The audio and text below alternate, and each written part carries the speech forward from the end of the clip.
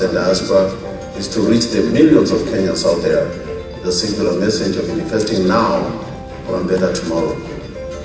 We ask you to join us on this journey because together we can be a part of making this as we build a remarkable investment vehicle that will actively participate in developing our beloved country, Kenya. This train has already left the station. Don't be left out. It's a new dawn, and the time to get on board is right now. Thank you.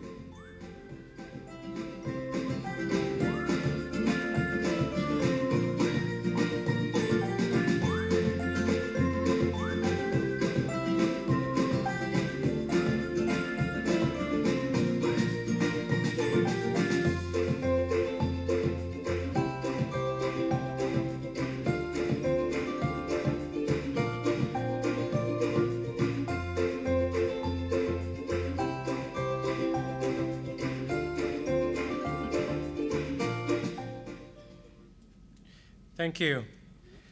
Now we are about to hear about one of our investment projects that we are very eager to hear. Most of us did come in just to listen to this as well. And this is going to be presented by none other than the head of investments. This is a personal friend, a founding member of the Sacco as well. She's a business lady, now based in Kenya, lived in Atlanta for many, many years. She's tough, she's passionate, but most of all, she's very happy. She lights up the room with her laughter. And I love to deal with Rose Musyoka. She's a great partner to this Sacco. She spends a lot of time, hard time, hitting the streets, not just of Nairobi, but everywhere, looking for investment opportunities for you members. She was behind the eSacco online system. Her background is IT. She's now in the business of selling other products in Kenya. She owns quite a bit of property. When I grow up, I want to be like Rose. She's the head of investments, and I'm very proud of Rose. So I want us to give a warm welcome to Rose Musyoka.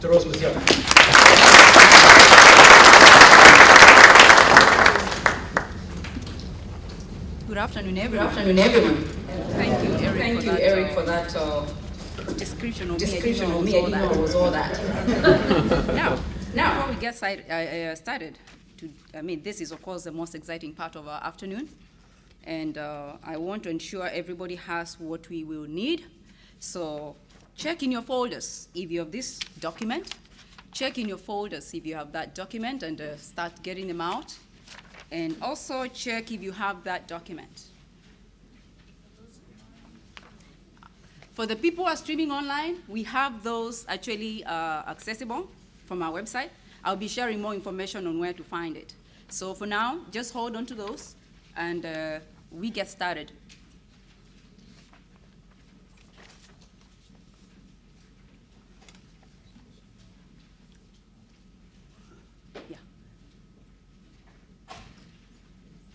So let's take a step back down memory lane to where we started with the investments in this Sacco.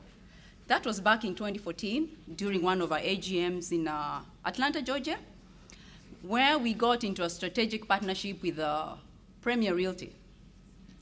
Premier Realty offered us 100 acres of land in Isinya Konza. It is divided into quarters and eighths. That was available to our members so that at least those ones who wanted to buy property can actually now start investing. The other reason why this was very crucial for us to start at this level, we're also testing the systems. We know most of you have either bought land in Kenya, things haven't worked, you never get title deeds, you lose your money. So we wanted to see if this can actually work. So we worked out a system, we got the lawyers engaged, we got the realtor engaged, but we told them as the Sacco wants to control this investment in how money moves from our members to the Premier Realty and to the legal partners. So why were people needing to buy Isinya Konza? Why is it that we brought it to our members? Because of course it has those attractions you have listed there. Proposed Isinya Konza bypass touches that property. Some of you members who have already bought into it, I'm sure, you've seen from the site map where the Isinya Konza passes. So that already being the reason, that of course was a very worthwhile investment. Of course, the use of the land. Okay, the other, of course, attraction is the ICT Konza City, which is barely 16 kilometers away. You know what's coming up at ICT Konza, don't you? So that, again, was also going to be very attractive to a buyer buying a plot in Isinya Konza. That means, of course, you're looking at your property appreciating over time for as long as any of those two developments are also moving forward. Now, what was the purpose of that land? Speculative, agricultural, and residential. So speculative means you could buy it and just sit on it and let it appreciate depending on the developments that are happening in the area. You could also decide to do agriculture, or you could also build a home, a house, whatever it is that you want to build there. So far, we have over 250 members who have purchased those plots. Most of them have already received their titles. Other titles are still under process. Other members are still paying by installments. Others, of course, are still in the process of acquiring the Sacco loan. So that is about Isinya Konza. Now, looking at the prices at the bottom there, you can see, of course, when we launched this back in 2014, the prices for an eighth and a quarter were 250 and 500,000. Now, the same members who are buying those properties late 2015 and now, that is how much they're paying, 350,000 US dollars, Kenya shillings, and 700,000 Kenya shillings. But the property has appreciated. Even for those who bought and did nothing on it, even those who are buying today, when you have to process your title, you actually realize you're not paying 350,000 on the valuation. You're actually paying on 500,000. Why? The government has valued that land, those plots, at 500,000 and 1 million shillings for the eighth and the quarter, respectively. So, of course, the land prices have continued to appreciate over time. A lot has happened since the first buyers of this property. And move on, Jenna. And I want to share with you briefly. I'm living in Kenya now, so I'm very much in touch with what's going on in Kitengela, Isinya, and all those places. So a lot has happened since the first people bought their plots. What has happened? Of course, Konza City, ICT, has already started their first phase of development. You know, of course, that's a mega project. There's a lot that's going to be happening at Konza City. And as a result, of course, electricity has already been installed in Konza City itself. Now, Konza City is, of course, 14 kilometers away. So with that happening, it means businesses have started coming into the area.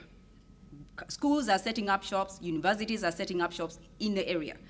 And likewise, because as a result of that, of course, it means the land prices in that area now are slowly again doing what? Appreciating even further than they were 2 years ago. Universities have also come into the area. We have Kampala University. Anyone who has been to Kenya recently will see that one. Actually, they're almost about to open. There is also another one, Korean, and 3 others, and they're all within 15-kilometer radius of the Isinya Konza plots. So what else? Of course, we have the Isinya Konza bypass, which is earmarked for construction. Of course, it's not yet developed, but it's there. I think it will be done maybe the next 5 years. Sadly, that will be there.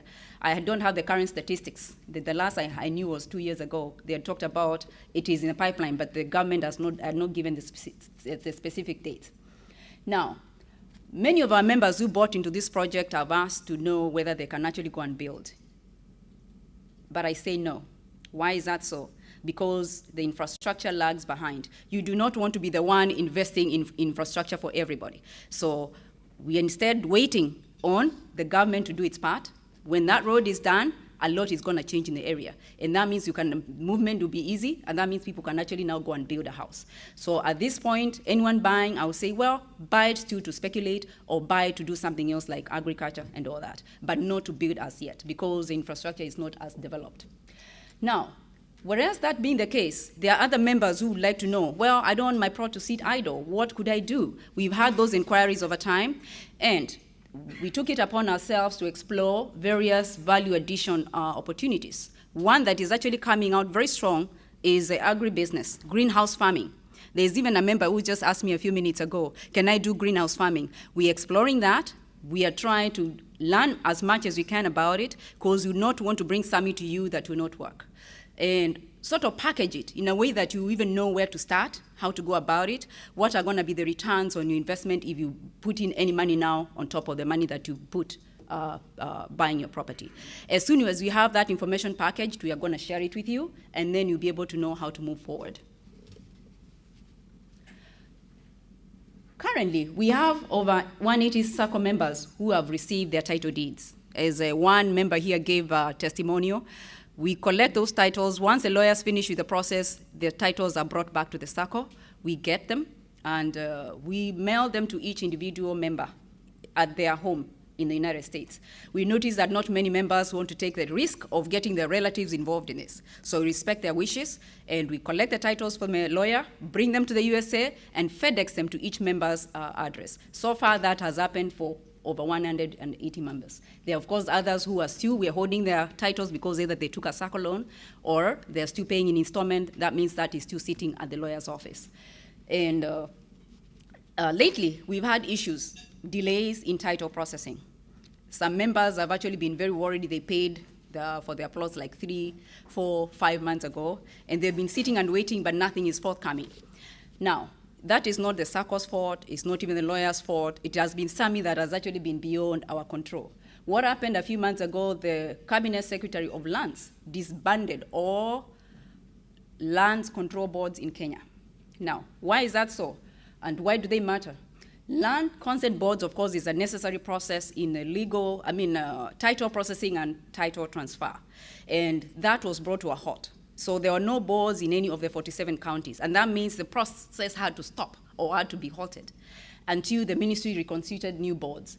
Currently, they're in the process. So far, we have 10 boards. The last update I got from the lawyers about 2 weeks ago, that 10 boards for 10 counties have already been reconstituted. And as a result, those particular boards now are working to ensure that their people who are buying property in those areas are taken care of.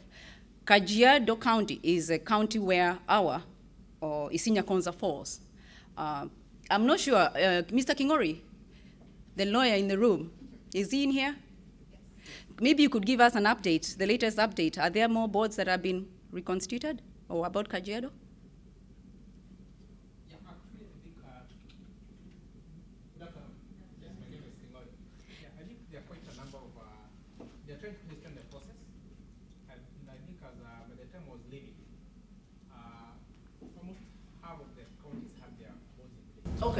Okay. So it's not just 10. Yes, I think half of them. Okay. Yes, so what you're saying is more boards have already been reconstituted, so we could be like half, but Kajiado County is not one of them yet, isn't it? Okay, so but as soon as, of course, that is done, the lawyer of Ashtiva and Company Advocates, that's the law firm that we use for the Sacco title processing. They will go on with the process and complete it and give us the titles for us to be able to hand it over to our members. We are very, very thankful for our members who've been patient with us. Some, of course, have been worried and concerned where these titles. Actually, they are very safe. Mr. Kingori can confirm that they're very safe at Ashtiva and Company Advocates. And they're simply waiting for this process to take course, and after that, they will complete the process and hand the titles over to us. We still have a few plots remaining. For those members, non-members, interested Kenyans in the diaspora who would still want to take advantage of the opportunity, you can still go ahead and do that. We have the information on our website. The Sacco staff is here. We are all here. We can tell you how to get it. We have it actually. You can download the survey map. The plots available. The prices are all there. We're very transparent. The legal fees are also displayed on the website, so you know exactly what you're paying. If you buy the 350,000 plot, you will see how much fees you need to pay. So, and as soon as you pay that, pick your plot, pay that to the Sacco, that money will be transferred to the realtor and to the legal company of Ashtiva, and they initiate the title processing. So it's very simple, and within 3-4 months, assuming that, of course, the boards are reconstituted, you should be able to get your title in the United States. So that is what I have to say about the Isinya Konza. And before we move on to our next item, I would like to call upon one of our very active members, Sarah Mutisia, to come forward.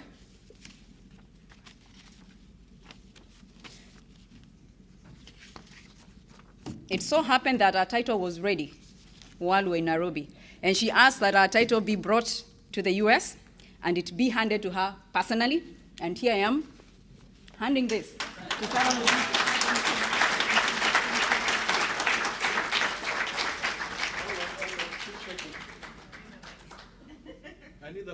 Mr. Technical Okay. Officer. Oh, that's how we need to hold it. Very nice. Can we read what it's saying? No, it's No. It's private. You need the title number. To post on Facebook. And I'm going to ask Sarah Mutisia to briefly say something about her plot title process, her experience with the Sacco. She's been one of our very active members. She gave us a very hard time when we started the Sacco, but now we've made up with friends. Sarah, welcome. Thank you, Rose. This gives me very mixed emotions, and I hope I'll be strong. I'll not break down like Frank.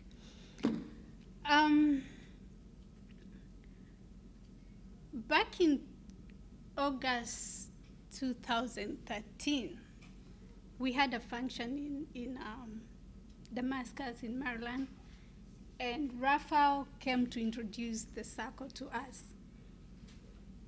And, you know, everybody said, that's just another organization, guys trying to make money out of you guys, forget it. And I kind of listened to them and, you know, told Raphael, I'll think about it, I'll get back with you. And I did not get back to Raphael until June of 2014. I decided to go back to the website. And when I went back to the website, there was a video that is no longer there. I don't know what happened. You guys need to bring that video back. I listened to that video. It was done by George Opio and Jen Mukami. And I listened to that video, and for some reason, George either confused me or convinced me, whatever he did. And I signed up and became a member. That was June of 2014. July the same year, the senior came up, and during that time, I was in the process of paying off another property. And I went to the map, I selected a plot, and I emailed the Sacco and said, this is the plot I want, but I am not ready to make payments until October because I'm in the middle of paying for another property. And Ms. Rose here writes back to me and tells me, well, our thinking is when you make that selection, you're ready to make your payments. So come October, if you're still interested, come back, look for something else. And I hope you understand that. I did not panic. I did not respond to that email. I just shut down. This year, I believe it's God sent. This property was meant for me from above. And the reason I say this is, come October, I wrote to the Sacco and I said to them, I'm ready to make my payments. And N92 was there for me. And I started making my payments. Last year, March, I traveled to Kenya. And while I was in Kenya, I was involved in a very, very serious accident. Thank God I'm alive. Thank you. I came back a week after the accident. From the airport, I went straight to the ER. I was admitted in hospital for 11 days. I got discharged with an IV antibiotic for another 6 months. So for 6 months, I was jobless. And I'm thinking, in my bed, I'm thinking, I have a plot that I'm supposed to be paying for. And I'm jobless. What do I do? So I gained courage.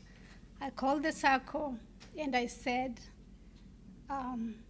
actually, George answered my phone, and I said to George, This happened to me. I'm not able to make my payments, so I don't know whether you guys are taking my plot away or you're going to do a refund or whatever you want to do. Just go ahead and do it. And he said to me, it is what it is. Whenever you're able to make your payments, you will make your payments. Now that tells me how confident the Sacco is to their members. So for 6 months, I did not make any payment until I think it was October when I started making my payments. And I completed my payments. And here I am today receiving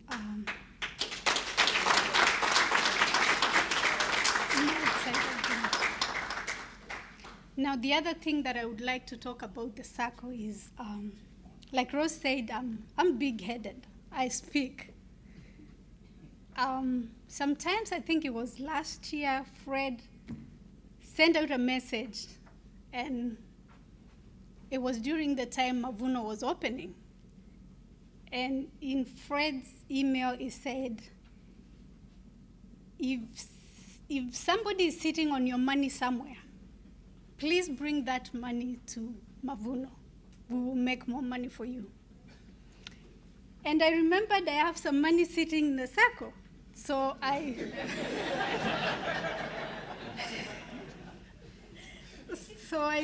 called the Sacco, I spoke to Catherine, and I said to Catherine, I would like to transfer my savings to Mavuno. And Catherine said, no, you can't do that. I said, what? My money? I cannot transfer my money? She said, no, you cannot. This is not a bank. This is a Sacco. And, you know, these guys communicate between each other. Somehow Fred got to hear my story. And of course I was bitter because I'm thinking, you have 100,000 in my account and I cannot make use of it. So I wrote an email to Fred and I said to Fred, you are sitting on my money, yet you cannot have me transfer my money to the Mavuno account. And being so professional and diplomatic, he told me, give me a few days, I'll get back with you. I think it was like 3 months down the road. He wrote back to me and he said, the board has sat down, we have thought it is important for us to allow our members to transfer 70% of their savings to Mavuno account. So now you can transfer that amount. Now, unfortunately, during these 3 months, I had changed my mind. They know we change our minds easy. So during those 3 months, I decided, okay, you guys want to sit on my money, I'll take advantage of it. I need a loan. So I applied for a loan, and it went through. I'm now paying back a small loan that I got, and this is to tell you that the people here that are not members, these guys listen to you. As long as you make decent noise like I do, they will listen to you and they'll pay attention to your needs. Otherwise, guys, thank you so much. Those who are not members, please join us. The train is moving. Thank you, Sarah. Oh, what a wonderful presentation. I like hearing stories like those. I think they make us, the board members, feel very, want to work hard and serve members like Sarah and all of you. So thank you for that. Now, we are going on to our next phase of our investment presentation. We have a lot of our members who've been asking, calling, waiting to see what's next. Those ones who bought Isinya Konza, they're always like, Rose, so now what else do? I have money, or I put money in the Sacco. You guys are not giving us anything else to buy. I no longer want plots. I want to move on to the next thing. So this is your moment.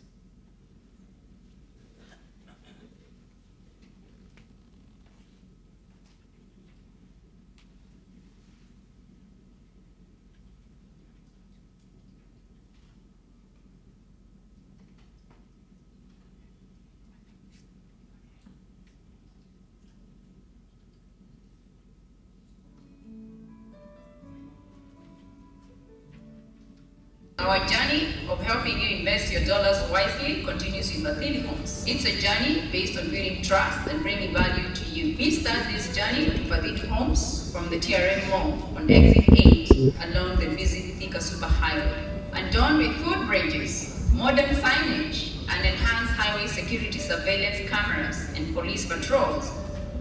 The highway bustles with activity, adding to the pleasure of driving along the iconic highway. We then exit to join the Great Eastern Bypass with scenic views of the expansive Brookside Farm on the main road that leads to Kangundo Road. Busy road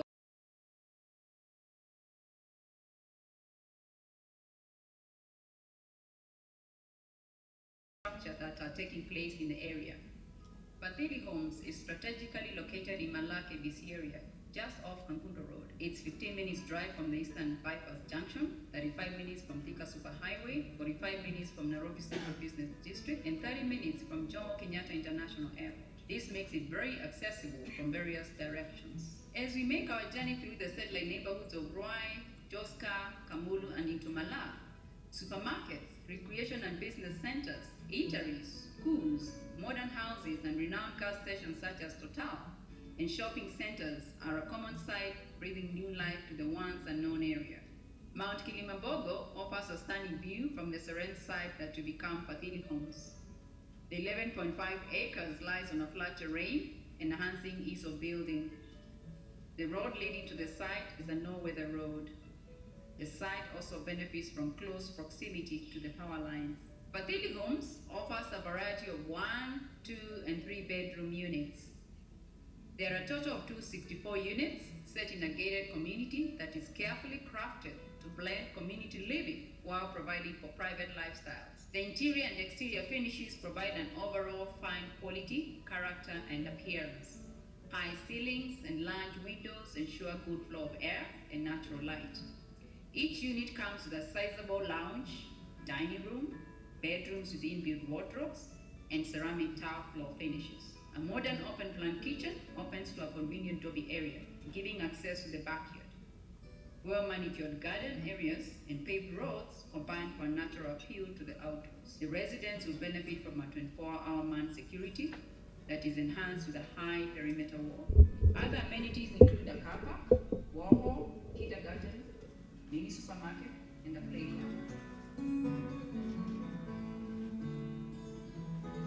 And now, the next phase of our journey needs you to get on board. That is why Kenya USA Diaspora Sacco is inviting you to this unique investment opportunity. The offer is limited for a very short time. Book now while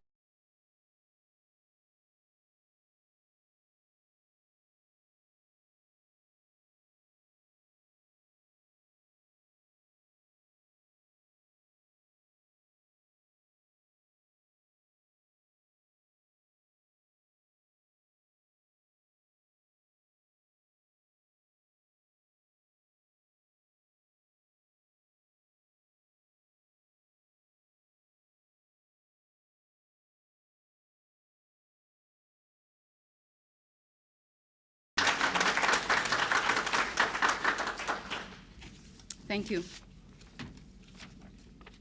So that is Mathili Homes described to you in a nutshell. It's not yet there, but it's coming, the real Mathili Homes. So now we can use our information that we have on the leaflets so that we can address and discuss and go through whatever aspects of Mathili Homes that we need to go through. So you have the brochure there with you. Of course, you see those are the floor plans, which you have also seen in the video. You have them there also on your brochure. Who should buy into this investment? You, the Sacco member. Other Kenyans also in the diaspora can buy, members and non-members.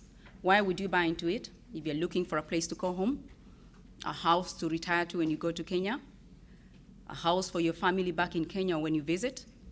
Maybe you want to make an investment. You want to rent, make money out of it. This is the deal. It does not get better than this. I live in Kenya. I can tell you I've walked across the suburbs gone to the neighborhood cities and towns. I have not seen anything close to what we have here today. As the board members of the Sacco, we actually had to work with the developer to lock in this deal so that we can avail it to just our people in the diaspora. Because somehow there's this perception back home, and I've seen what is coming all the time. We have the properties which are brought to the US. Most of them are beyond our reach. You know, they bring us the 20 million, 50 million homes. No one brings us 2 million. Why? Because they think we have a lot of money. There's a perception that we have a lot of money, which I'm not sure we have that kind of money. We're all working 2-3 jobs. So how about you just give us something that we can afford? Let's start from there going up. So that's why this is an opportunity. That is a map there, you can see. It gives the location clearly for those who've been asking where exactly is this place. It is very accessible. That's why the reference of JKI was very important, so that you go home, you know how to get yourself to your home in Fatili. So that is a map there, it's very clear. It's also there on your brochure. For the people who are watching us online, you'll be able to access the same information on our website. I'm going to share those details as we go ahead. Now, look at something on the right of that map. It's also there on our brochure. You have a code there. It's called a QR code. It's very cool. Use your smartphone, scan that, see what happens. It will take you to our website. We have information about Fatili Homes on our website. And on that particular place on our website, we're going to be giving you updates about the project as it progresses. So it is a code that you can actually scan with your smartphone, and it will switch you directly there, and you can see, oh, what's new? Photos of the development as it progresses, and whatever other information.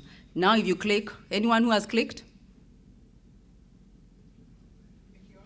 Yes, the QR code. Where has it taken you?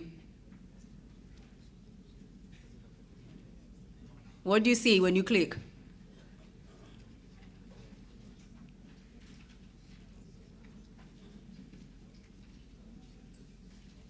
Nothing yet?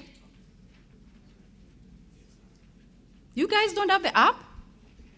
The code, what do they call it? The scan? The QR scan. The QR, yeah. That's what you just need to take a photo of, and after that it translates to whatever that information is. And it will take you straight to a page on our website, and that page is just about Fatili Homes. So you can use it today, you can use it tomorrow, or even in future, it will be taking you straight to that page, and you'll be getting updates about the project. The other cool thing we have here on this map is the GPS coordinates and the Google coordinates. Why are those important? We are launching this product today. You are here in the US. You're buying into a house that's not been built. Now, this business of us relying on our relatives to go take photos, tell us and give us updates of what we've invested in that is built or not built now has to end.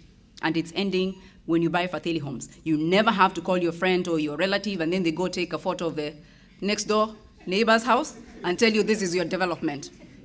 You can now do it yourself. Using those coordinates, you'll be able to monitor your house, your unit, the project on the ground. If you apply those right now, you're going to see the land and it's bare.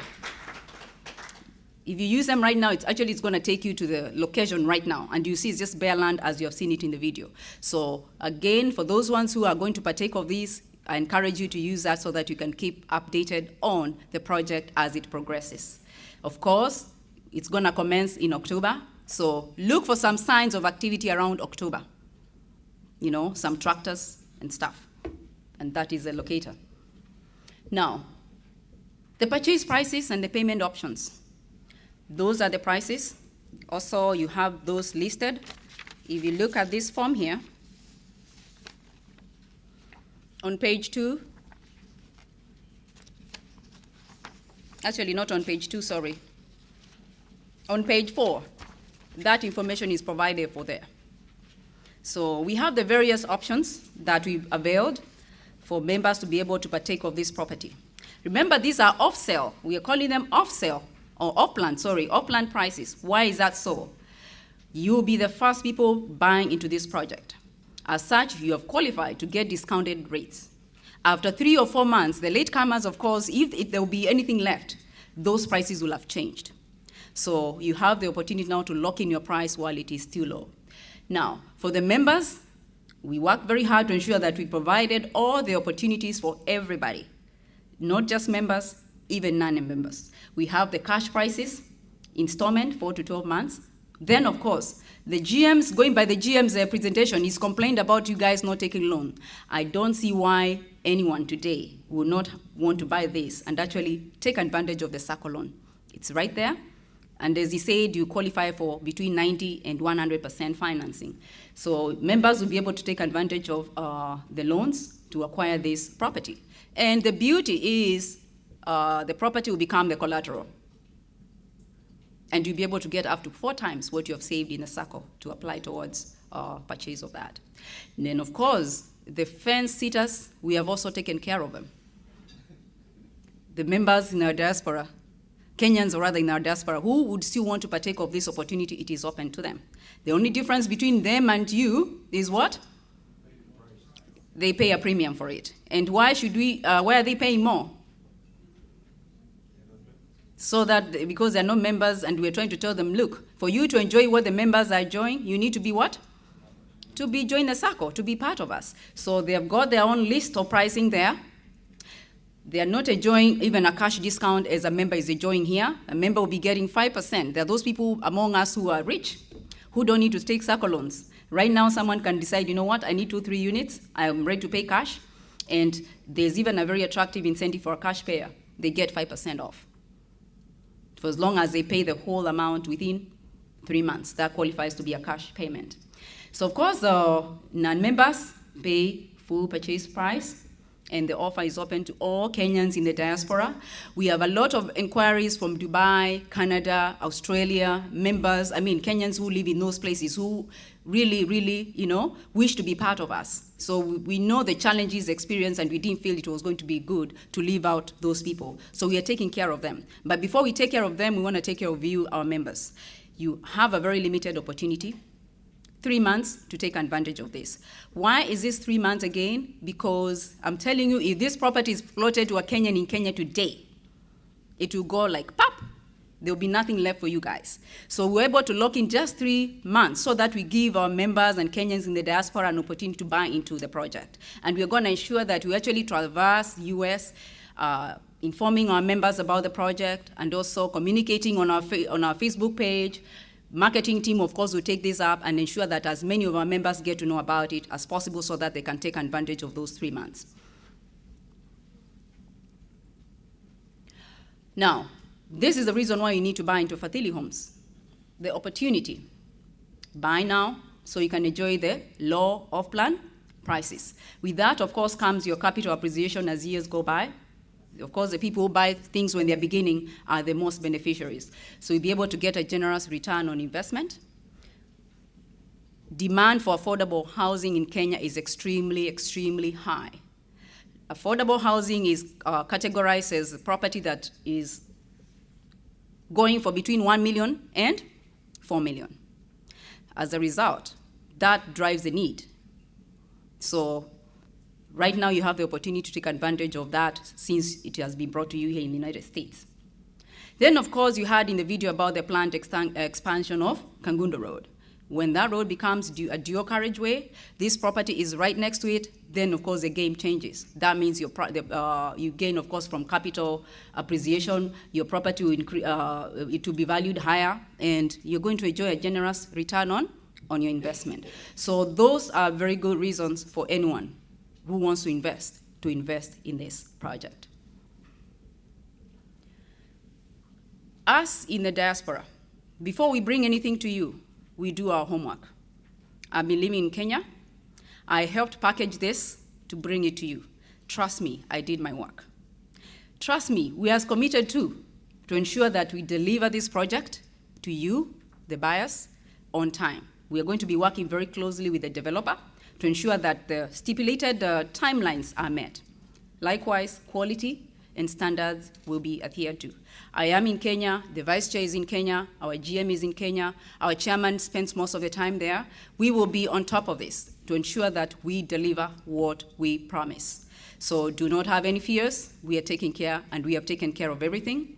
There are those ones who are like, is this really for real? Yes, it is for real. We have done our due diligence on the property. That information will be available to any member on demand if you want to know whether, where the property exactly sits. No, it does not sit on a bypass or stolen land or grabbed land and all that. So we have taken care of those issues for you so that you don't have to worry. You only have to worry about buying. For the people who are watching online, for the members who are not here with us, the information is available in our Dropbox. It's also available on our website. You can download the same form. The brochure is there. Then we have the site plan. This is what is going to help you pick out the units. We have a bigger map outside for those who want to see the units from a close range. If you download from the website, it's even clearer because that is enlarged. So you'll be able to see the units. The units are going to be sold in phases. If you look on your right, you see a key. And that identifies what falls under phase 1, what falls under phase 2, what falls under phase 3. So beginning today, we are only going to be booking buyers of phase 1. And when that is taken, we will move on to phase 2. When that is taken, we will move on to phase 3. All those have got different start and completion time. If you look on your page 2, the information is there on when each phase starts and when it completes. That is building. So depending on your payment options, how you feel about yourself financially, where you are in your Sacco contributions, you can now pick according to your comfort level. Cash buyers, of course, those will get the first priority to book phase 1, and installment buyers and all that. And of course, even Sacco loan people would be able to qualify for that. But just note that it's going to be sold in phases. So that information is there.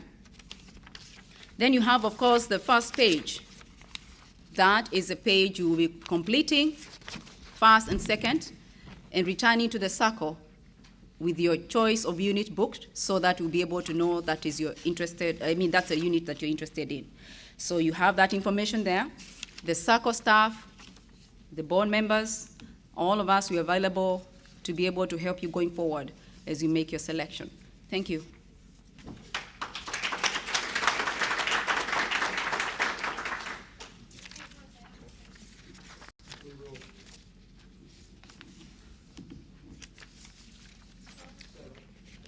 We'll be getting the questions shortly. We are coming up with the other previous ones. First and foremost, let's give an applause to Rose again for that great. So now it's official launch. Yes. We are going to do two things. Then, Sarah, we are going to come to the questions. We are going to do an official unveiling of the Vathiri officially, and to open it now for the members to be able to participate in. And then thereafter, what you're going to do is you're going to pick the questions that relate to the presentation. And of course, I have also two or so questions that were the overflow from the morning session. So for now, what I would want to do, if you allow me, is to call all the board members to come in front. All the board members to come in front so that we can do this session quickly and then get to the next level.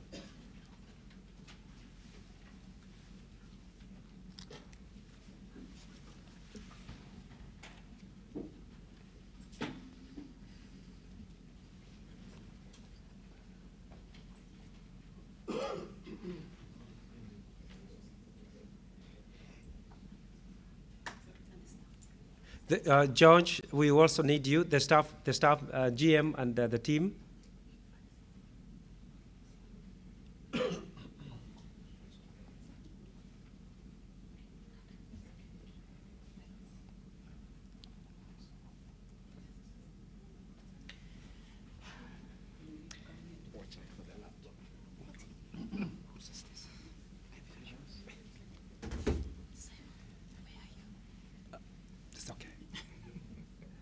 And now,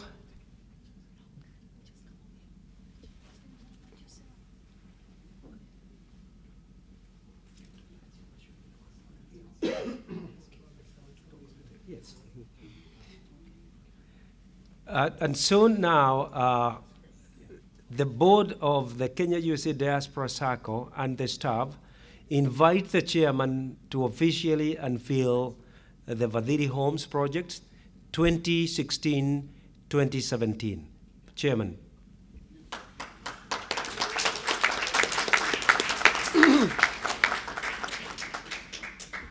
Ladies and gentlemen,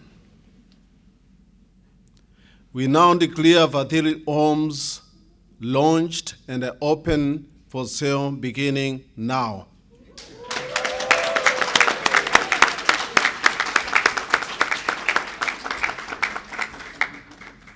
Thank you, Chair. Now I think everybody can take your seats. Now the Vathiri is officially open and launched.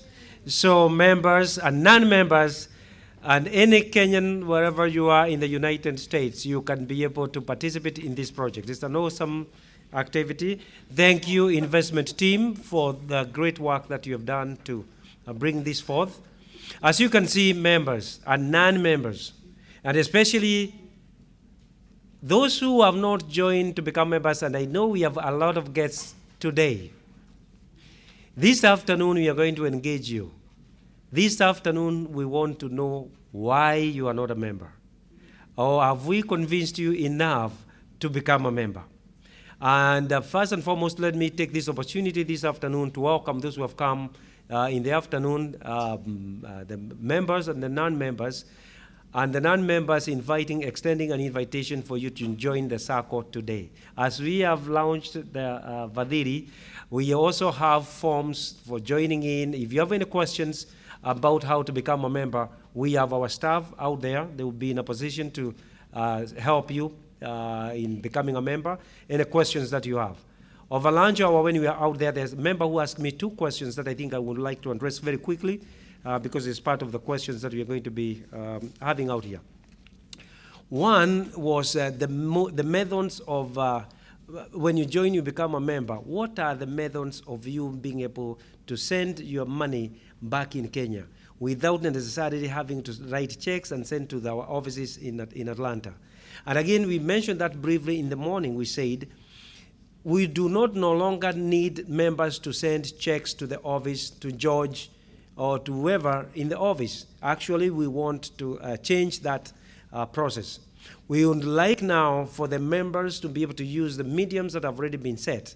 And within our money sending to our account in Kenya mediums, we have PowerPay system, we have Wave system, we have all, even M-Pesa, I think it's working, GM, is the M-Pesa working program? Yes, it's also working. So we have all ways of you being able to send your money to the Sacco account in Nairobi. And so we will be really discouraging members now to send money to the account in Atlanta or to send checks to that office. We want you to be able really to take that upon yourself to make sure that your money gets to the accounts in Nairobi. And if you have any challenges, please have our members of staff out there to explain to you all those mediums and how you can be able to participate, because the members were saying that they have challenges sometimes. This technology is too much. Sometimes you need some help. So we have some help for you today. All right, thank you. And with any questions regarding that, please feel free to engage us. We are all here, the whole board is here to be able to support you in that area. Now, before we come to you, Sarah, and we come to the questions on the presentation, there is 2 questions or 3 questions that came overflowed from the morning session. One was the deficit projected early, or it was a surprise in 2016. And then the other one, Sam, what about organizations that wish to join as members of the Sacco? Should groups or chamas join? Is this allowed? And that we are going also to have that answered. I am a guest but interested in joining Sacco, since currently I am not. I'm not a member. Or no savings previously. Is this Vathiri Homes out of my reach? Now, I think that has been answered, isn't it? Rosa has already saying that these, the Vathiri Homes are for all of us. What will differentiate between being a member and non-member is the price that you're going to pay. Now, I'm going to ask Is it the treasurer or is it the chair who is supposed to answer about this issue of charmer being an organizational chairman? Maybe. No, package it into your presentation so that you can be able to address that. Okay, was this deficit projected or was it a surprise? Now, to you also, you and the GM, I think you're the ones who are, please respond to these questions I'm going to give to you, Pana Treasurer, because you are the one coming next for your presentation. So this comes to you, and now I call Madam Angela to come over. We present over, but then there are questions that I think they are supposed to be coming after this presentation. So before the secretary comes over to get us to the next session, I would like to take 5 minutes of the questions that may overflowing from the Rose's presentation. Any questions that relate to that? Are they written down? Remember, our procedure has been write the questions down so that we can be able to address them. Do you have them written? Let me do something. Just articulate what your question is so that you clarify. We are having a hard time also reading your handwriting. If you're just doing 5 minutes, I'm just going to go ahead and ask your question. Yeah. What's the expected completion time for this project? Okay, so that's one, expected completion time. And she talked about lock-in time, and she talked also about phases. So does every phase have a lock-in time for members before it's allowed to the outside community? Okay, we're going to take 2 more. Up there. My question is, I think someone mentioned projected rental of 20,000 Kenya shillings. Bearing in mind the project seems to be interior in Kaguto, who are the target market to be able to raise the 20,000 Kenya shillings per month? Okay, Sarah? Mike, I have 2 questions, and I think one of them is similar to what John asked. I'm looking at the distance from the city to Malaya area, and last week I just committed to another project in Daystar, which is projected like this one, and it's a little cheaper than you guys, and the location is a little better than, it's close proximity to the city, and the clientele is right there, Daystar is right there, so I'm assured of, getting a tenant. The other thing that drew me close to make that commitment was maintenance. Rose, last year you brought up the idea of buying homes somewhere along Mombasa Road, and I'm not sure whether I called you or emailed either you or Frank, and my concern was maintenance. I'm here, I buy a property in Kenya through the Sacco. I get a tenant. The toilet blocks. How do I get that toilet fixed? And I remember you telling me that you're going to work on getting a maintenance package. Now, this is an ideal project that you guys can have maintenance because it's way far, and I'm here. If a toilet blocks, my client will call me. How am I going to fix that? So those are my concerns. The rate is a little higher, and we need somebody, a package, somebody to maintain the project once we get planned. And then there was a final question from back here, Rose, this is for you. Are we looking at other areas outside of Nairobi? It could be in Kisumu. Where is that guy who asked me about Kisumu? Or Eldoret? What are some of the future projects?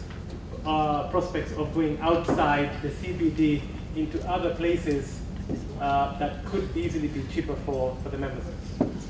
So we've got 5 questions. Let's see. Yeah, we'll take those first, and then we're going to come to Yes, the next one. Let's first address those questions that have been raised. Thank you very much, everyone. I will start by responding to the first one. When is the project expected to be completed?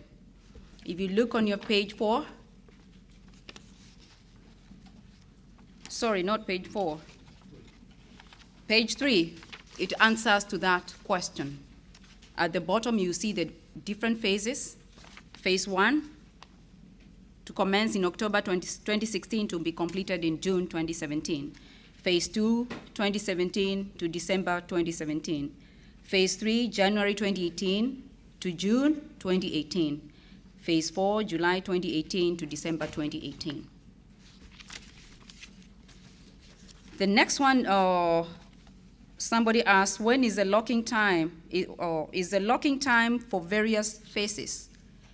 The answer is no. It is for all the phases. We were given just a period or a window of 3 months for Kenyans here to be able to partake of the units. So the phase 1 comprises of 52 units. If those sell out, members can actually start booking phase 2. If by 3 months they will not have been sold out, this means the developer actually can now open up this project to other Kenyans in Kenya, because the demand is actually very high for units priced at this price. As I told you, if these ones were to be floated to Kenya today, trust me, they'll be gone in a month. So that is why we locked in just 3 months, so that we can have enough opportunity to reach out to our Kenyans in the diaspora and tell them, hey, this would be a good project for you to buy in, and especially those ones who are looking at property that is priced within a certain price point. Number 3, projected rentals in Kangundo. Someone asked about who will be the people who will live there. I don't know how long ago you've been there. There is a lot of new developments. There's a lot of circles that are actually also building their own units in those areas. There is another project that is almost complete by one of the big developers in Kenya. Who are they targeting? If in case you did not know, Eastern Bypass, there is a lot of warehouses, factories, industries coming up along Eastern Bypass. Where are those people gonna live? Most of them would rather live on this side of town than to go towards Umoja, Buruburu, which is already full.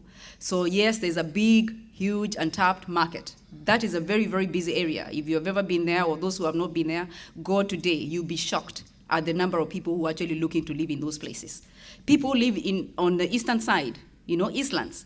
Those are the places we'll be going towards. Why? Because they're still very uninhabited. They're not as congested as Umoja, Buruburu, and such. So yes, there is a huge potential, especially because of the new setups, new industries coming up along the eastern bypasses. People who work at JKIA, they would rather live on that side than to go live in Nairobi. So that is a targeted market. Sarah Mutisia, you talked about location being closer to Daystar. Well, we cannot compare, this is not apples to apples we are comparing here. Daystar is on another side of Nairobi. That is along close proximity to the city. Okay. Okay. Now, the question is, who is living on that side? There are different people than the people who will be living on this other side. Okay? Proximity is actually very relative. Most people, to me, I've seen who live in Kitengela, those sides. Actually, most of them also live and work in that area. Okay? Why? Because it's more accessible. So Daystar is on another side of Nairobi. This is another side of Nairobi, So it's not like we can really say, well, this is better. Actually, I would not even look at it like living in Daystar is better than living in Kangundo Road. First of all, Mombasa Road has heavy congestion. This property is accessible through 3 different ways. Thika, at the river is only accessible through 1 way. So I would rather live in this side than live along at the river. Ms. Rose, I think you got my question wrong. I'm not comparing from Kangundo Road to Daystar. I'm comparing 2 properties. I committed to a property in Daystar area. Right. Which I'm comparing with this because I'm also interested, but I want to see. I'm weighing. Which one to go by? Which one is better for me? Okay. So basically, the Daystar property is a few thousands cheaper than you guys. The clientele is right there.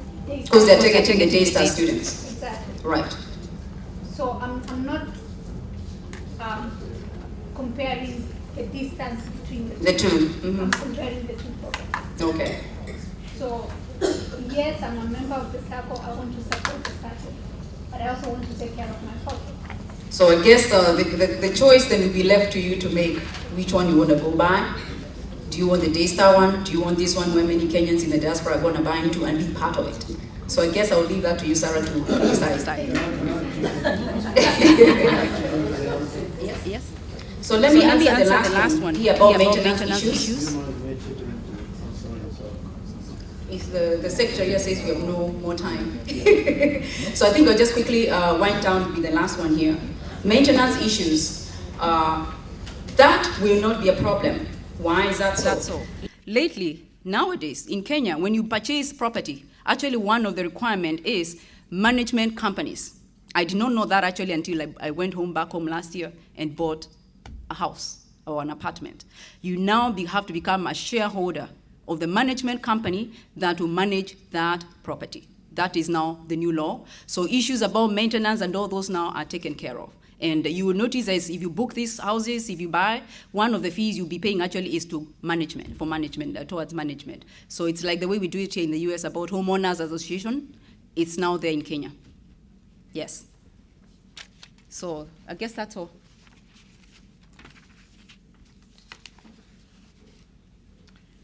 Thank you, Rose. And I apologize for cutting the chairman short, but I want to make sure that we are still respectful of time and we can continue to proceed.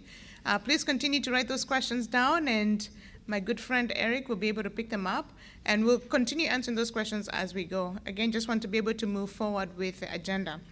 So at this time, I'd like to call up front Mr. George Kingori Macharia. He is an advocate of the High Court of Kenya and member of the Chartered Institute and Arbitrators. He is the managing partner of Ashitiva and Company Advocates. For those who do not know, Ashitiva and Company Advocates is a law firm that has over 20 advocates. They specialize in land, conveyance, real estate, corporate and commercial law, as well as dispute resolution. They have offices in Nairobi and Nakuru. Mr. Kingori.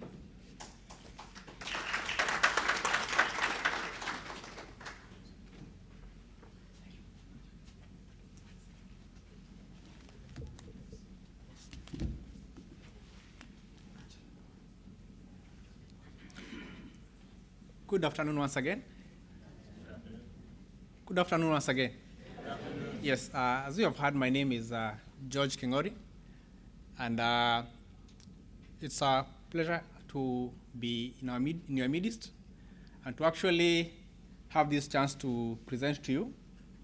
We are the advocates who do consultants work and other services that we do offer to the Sacco.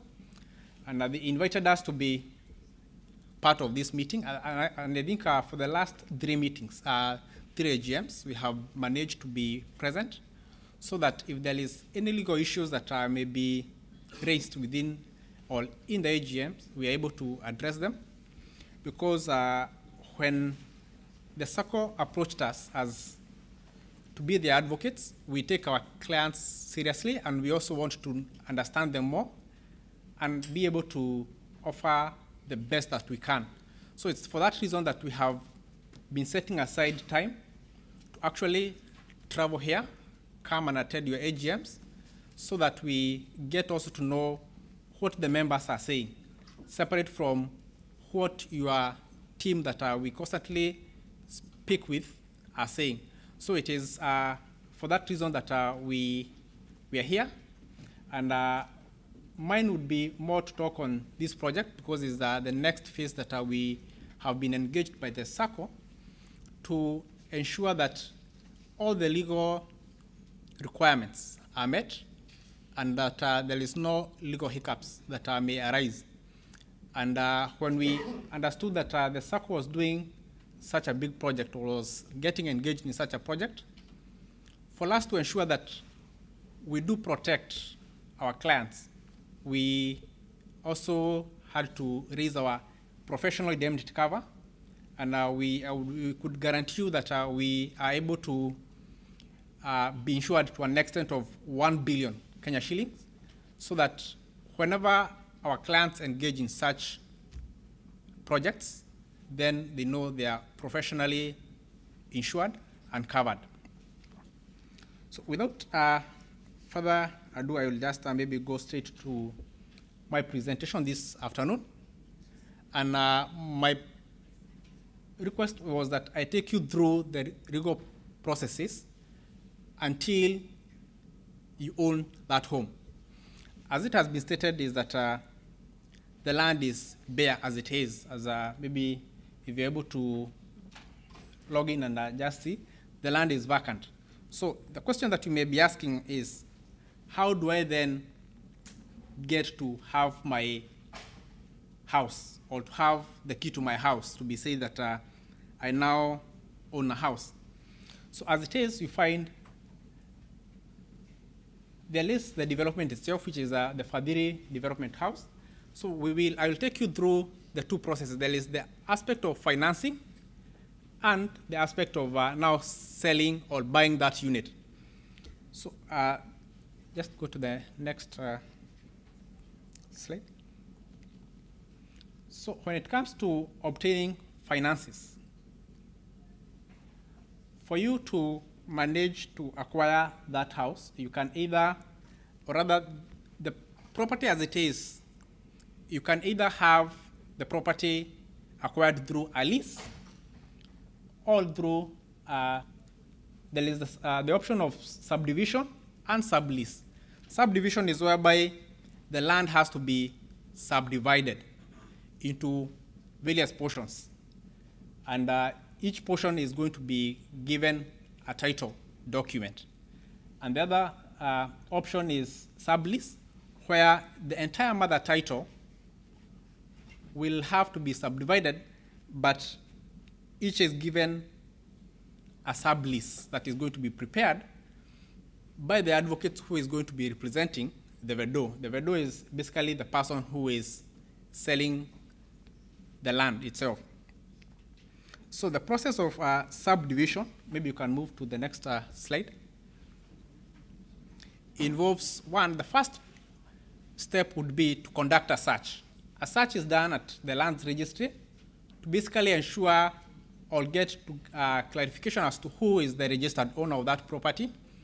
And upon now establishing who is the registered owner, you move to the next level, that is then you approach, or rather the vedor will approach now a licensed surveyor who is going to survey the land and establish the beacons, and then thereafter will draw a sketch map as you have seen it, where then thereafter will develop what we call the subdivisions, or rather there is the mutation, the sketch maps, which now demarcates each portion. And then we'll obtain, of course, the consents, because you find, due to the location, and as if some of you have been engaged in purchase of properties in Kenya, you understand there are controls. If the land is within an agricultural area, you have to seek consent from the board so as to allow you to subdivide or to deal with that land as you have intended. Thus, you have to go through a land control board so that it give a consent or declines. So after you have then obtained the consent, then the vedor will proceed and do the subdivision, and then submit the documents for the survey, and then a new title is created for your portion. You have to get up to that level. So that is the process.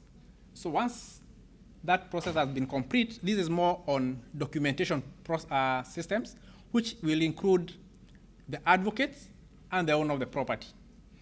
Then the advantage of this process, whereby you are getting a subdivision, move to the next slide, is that you're able now to obtain finances on a specific individual title without changing the whole property. So, meaning after the property has been subdivided, you're able to obtain finances with that one title that you get for your own parcel of land. And the other one is that you have the option of selling the site plan for the unit instead of developing them. So meaning as soon as that process is complete of getting your title, you can choose to just have it as a title as it is, or you can develop it into the project as it has been indicated. But we intend, or rather the developer intend that you go ahead and have the property developed as the project is designed to be. Move to, then it has a disadvantage on, one disadvantage is that the whole process of subdivision is very costly, whereby because you're going to have to ensure that every individual gets their title, the whole process is quite expensive. You have to involve the surveyor, the aspect of producing each title, it's quite expensive, and thus it translates now to the next phase, whereby it's another option of you obtaining the property, which is now the sublease. So the next phase, whereby if you're going to get a sublease as opposed to the actual title, it then becomes much cheaper. So the sublease is whereby within the mother title, the big title, the owner of that property obtains leases. We are together? Which is now much faster, so that as soon as they get the leases, the next stage would be to obtain a sublease that is now going to be your title. And it's much faster. You don't need to go through the process of subdivisions. You don't need to go through the process of the mutation and all those, having them registered as such. So the sublease itself is the one that describes the entire property, the location, and what you are basically acquiring.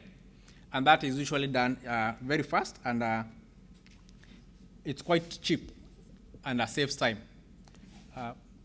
Yeah, so those are basically the advantages of going through the model of obtaining or acquiring a property through sublease. So when all that is done, what is then required of the owner of the property?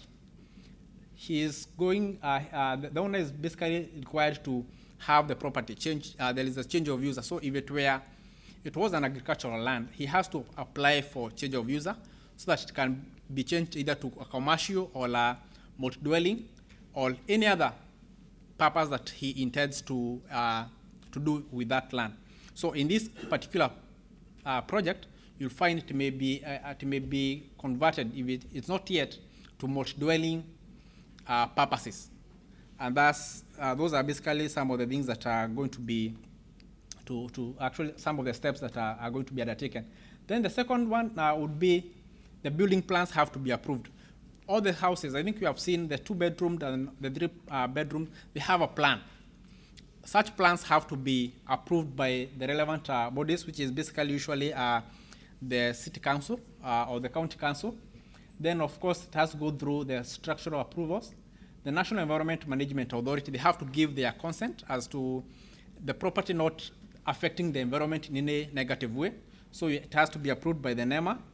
Then we have also, we have a new body that is doing approvals for the constructions. That is the National Construction Authority. So that this is the body that has been created to ensure that the buildings as they are going to be constructed, they are approved to meet the standards set by the Kenyan government, so that to avoid the collapse of the buildings and such other hazards that it may pose to the environment and to the occupants. Then, of course, after the completion of the construction, an occupation certificate is issued. Another step that has to be undertaken is to creation of a management company. I think Madam Rose mentioned about this. Since the model of this kind of a project is taking the shape of a gated community and will involve the aspects of many multi-dwelling housing in one area, then it becomes important that a management company is created, meaning when you're acquiring your title, you also acquire a share into the company. So this company, the model is that this company is created to be the ultimate owner of the reversionary interest in that property. We are together. Maybe let me explain this a little bit so that you acquire it, you get it properly. Once you get the sublease and all the properties have been leased to the owners who are buying the property, there is a reversionary rights that is left on the mother title. So this property that is left is transferred to a management company which you as the house owner, as you acquire your house, you also acquire a share into that company. So in other words then, you being the house owner, you are also the owner of the company that owns the management company. So the purpose of the management company is basically, therefore, we'll have a board. It's basically a similar as any other limited liability company. So you having acquired an equal share, meaning all the house owners in that project have equal shares, and then they appoint or they do appoint directors to be running the company. So the company is charged with the mandate of ensuring that all the services that are required in that estate, be it water, electricity, maintenance, and all that, is basically then transferred to these directors that you appoint to be running the company on behalf of all the rest of the house owners. Meaning, therefore, while you are seated here or while you are abroad as you are here, there is a team that is on the ground performing or rather doing the services that are required to be done by a landlord. So they're able to see whether there is a gate has been fixed, whether garbage has been collected, whether there is water is running through the taps and all that. So that mandate is given then to all other those kind of services as are ensured that are being supplied to the houses by the management company. And therefore, for you as the landlord or you as the house owner who is away, then you are able to get maybe quarterly or annual reports from the directors that you have appointed to run the management company. Then the next would be, therefore, how is a management company incorporated? It is, we have a new Companies Act that was enacted towards the end of last year, and now it's fully operational. So we have the various forms that are going to, you're going to file, or rather to fill in the creation of this management company. And of great importance that I would want to mention would be director's PIN and ID. It is important that when we are transacting any business in Kenya now, you need to have a PIN and ID. And the fortunate bit is that we have now our tax compliance platform online. Those of you who constantly have communication from Kenya, you understand there is something that we call iTax. So meaning you are able to transact all your businesses now online in terms of taxes and also applying for your tax PIN. And maybe I would mention that it would then be important if you would log into eCitizen. We have a system in Kenya that is being called eCitizen. That's why you are filling all your documents, and you're able to manage most of your things while you're here. So I would encourage, I may not be speaking on behalf of the government, but it would be important. It's becoming something that is almost inevitable for all of us to basically enroll into eCitizen so that we're able to do some of these things, either filing tax, obtaining your tax PIN, and any other things that you may be requiring from the government. And eventually then it will also become very easy for you then to be filing your returns. You know, if you are here and you have property in Kenya, and you will be letting out your property, it is important then you get to understand as to the various tax that you need to be paying and to be declaring. And one of them has been that is quite, the government is quite keen to ensure that it follows through, is the tax return on rental income. So it would be important also that you may familiarize yourself with the same. So after you are able to, then after the company has been incorporated, and then you are able to proceed. And now you have now your property, you have the development has been set. So then how do you then go about getting financing? So there are two ways of financing the project. One, through the subdivision option, to jointly charge all the individual titles to all the units. So if you acquired the property or the property has been agreed to be owned through the subdivision, then all the titles have to be charged so that you're able to get financing. And if it was through subleasing, then it means it's the the lease that is going to be on, or rather the facility is going to be against the mother title, because we are not having separate titles developed other than the leases. So the sublease is then you are going to submit the entire mother title for you to obtain financing that is most of the time from the bank.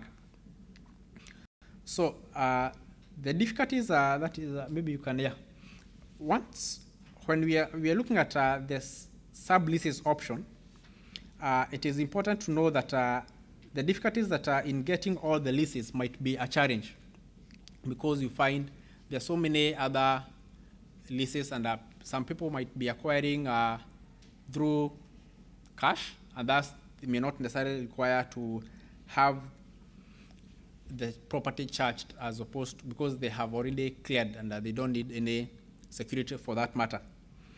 There is then for the financed purchasers, in the instances a purchaser is being financed, then that would be the process that they would go through, either having the lease charged or the mother title charged for the property to be acquired.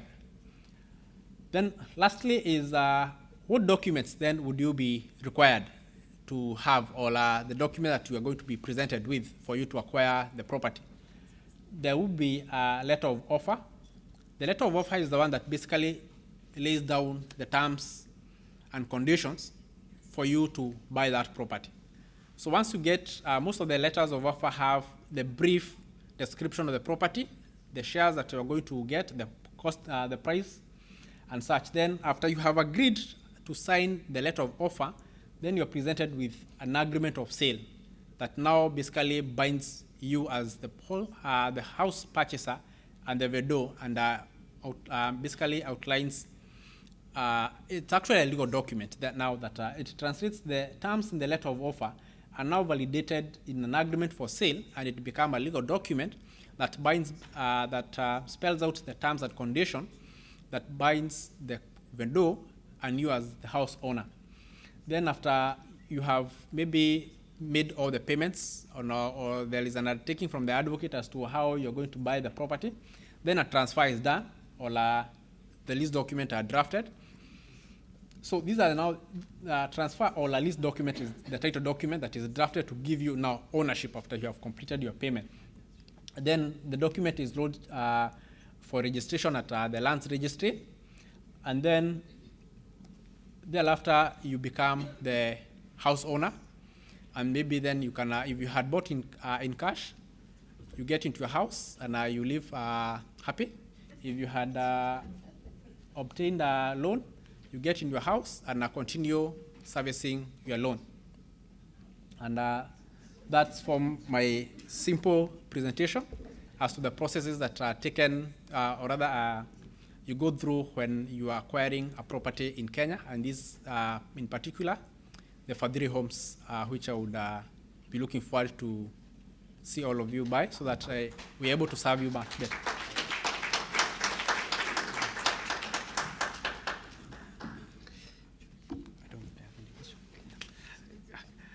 Thank you, George, for such a wonderful insight on the legal processes that we undertake to gain these properties.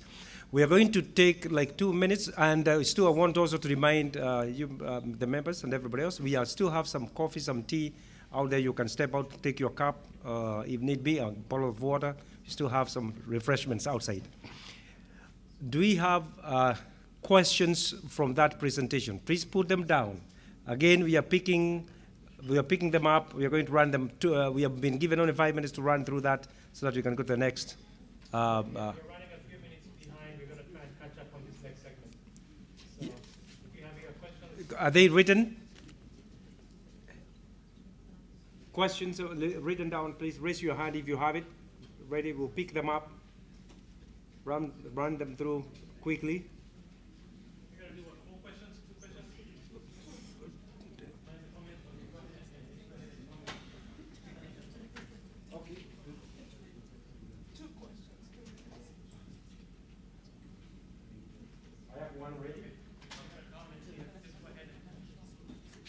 We'll combine some, I will look at them and see if they can be combined.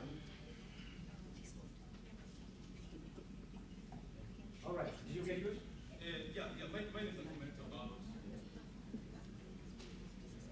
So my name is Yana Maina. I'm licensed to practice law in Kenya and here in the US.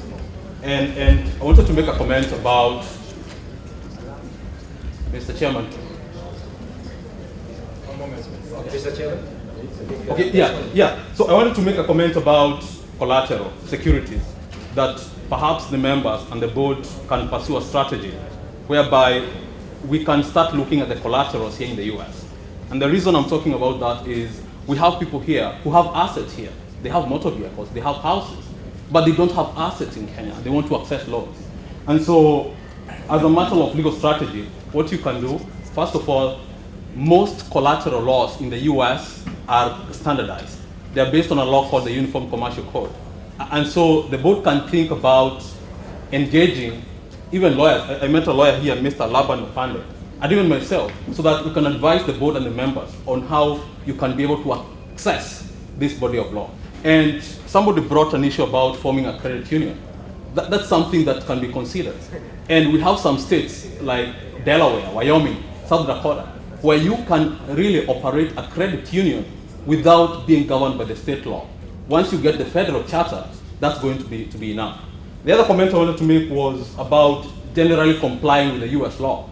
And why I'm raising this issue is because there's a law that came into effect in 2010 called the Foreign Account Tax Compliance Act. And so this Sacco, under that law, would be classified as a foreign financial institution. And so it'd be required to comply with this law under FATCA. So since you are in Kenya, the company is registered, the Sacco is registered in Kenya, and it's taking deposits from the members, it will be required to be filing under those ones we have already that. We have actually done the FATCA documentations and requirements, but we will correct you on some areas where, then again, when it comes to the compliance, we understand what has been is required from the Kenyan point of view and the US point of view, because there is a classification of institutions depending on how you register them together and how you're collecting your fees. But that is legal and financial, so you need to not to get too deep to that. But on a separate discussion, we can have that, so that we are able really to see what could be done. And we are more than willing, the board is more than willing to sit with the legal team to look at where we may be missing a point in order to address some of those concerns from the members and the direction that we need to go after. Now I have how many questions? I have quite a number. Let me run them through. We see which ones can be combined in one statement, Mr. Kingori. Somebody is asking what is a freehold title. Okay. What is a freehold title? Okay. So you'll be able to maybe to answer that. I am here today to become a Sacco member. Will I have a chance to purchase Vadiri homes? Yes, already this one was answered, and actually. That's me. I was asking this. Okay, I'm not a Sacco member. I'm here to be a Sacco member today, but then I want to invest in the Vadiri homes as a member. Will I have a chance to become a member? Before because I don't want to purchase as a non-member. True, and actually out here you can be helped by our staff outside. Yes, you can become a member today and meet the obligations. And then from there, you can the investment chair is here. We'll be able to work with you to get you through that process. Yeah, can you stand? There's another question there, please. Okay. Are those you are asking? Are those houses attached, or are these attached or detached? Are they standalone? Are they townhomes, or are they standalone? That's the question. No, they are. They are. They are not standalone. They are townhouses. They are townhouses. That's the terminology, the best terminology. Yes. Mm-hmm. Okay. The other question here was: are there property managers in? The person did not finish the question. Mike Karoki. Yeah, I was asking for investors who are invested in those homes and not necessarily to reside. Do they have a plan for having property managers to manage their investment for the housing for who wants to invest? Yeah. Now, From diaspora. absolutely. But now, what we were told is that the moment the project is completed, we will have to have a management team. But then again, remember, if you want now, you have the real estate management companies. So as a team, if we buy these, all of us, we can decide which property management company we want to bring on board, or do we create our own that can be able to do that. So the options are there. You can go do it individually, you can do it collectively, and it's all about now deciding what you want to do or what we want to do collectively as a team. Okay, the other question was in regards to maintenance. What plan do you have in place for maintenance inside their homes? Now, this is an interesting question because when you talk of maintenance inside the home, is it cleaning the home daily, or what do you mean? Sarah had addressed that question before. She said, if you're here in the diaspora and Yes. you're a tenant in your home and the toilet breaks, is there? I know that there's maintenance for outside for the common areas, but what plan is there to take care of the home with the tenants if you're not living in the home yourself? Now, that is what we are calling the management company. Real estate management company. That's what they do. If you have electrical issues, toilet issues, just name it. So that is separate from what was on the slide as far as Separate. common area, that's separate. Absolutely. Okay. Now, that would be a different entity, yes. Now, the other question is Fadhili Homes title structure. 99-year lease, what happens once the lease is up? Now, Next 9 years. the lease What happens when the lease is out? Lawyer. That will be for you because I don't want to attempt to answer legal. I am not a lawyer, I'll be in trouble. Now, let's go to the next one. I see if I finish this, and then I can have George come for a minute or so. What are the legal fees and the various changes? The fees and taxes are payable. That one is also for you, George. The legal fees and other stamp duties and all those other fees, and what are the processes of paying those. Please, 2 minutes, and then we get this one taken care of, and then we can go to the next level.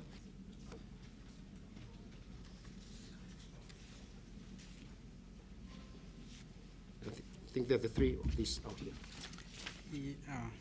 Yes, thank you so much for this. It shows that you're actually listening, and it's quite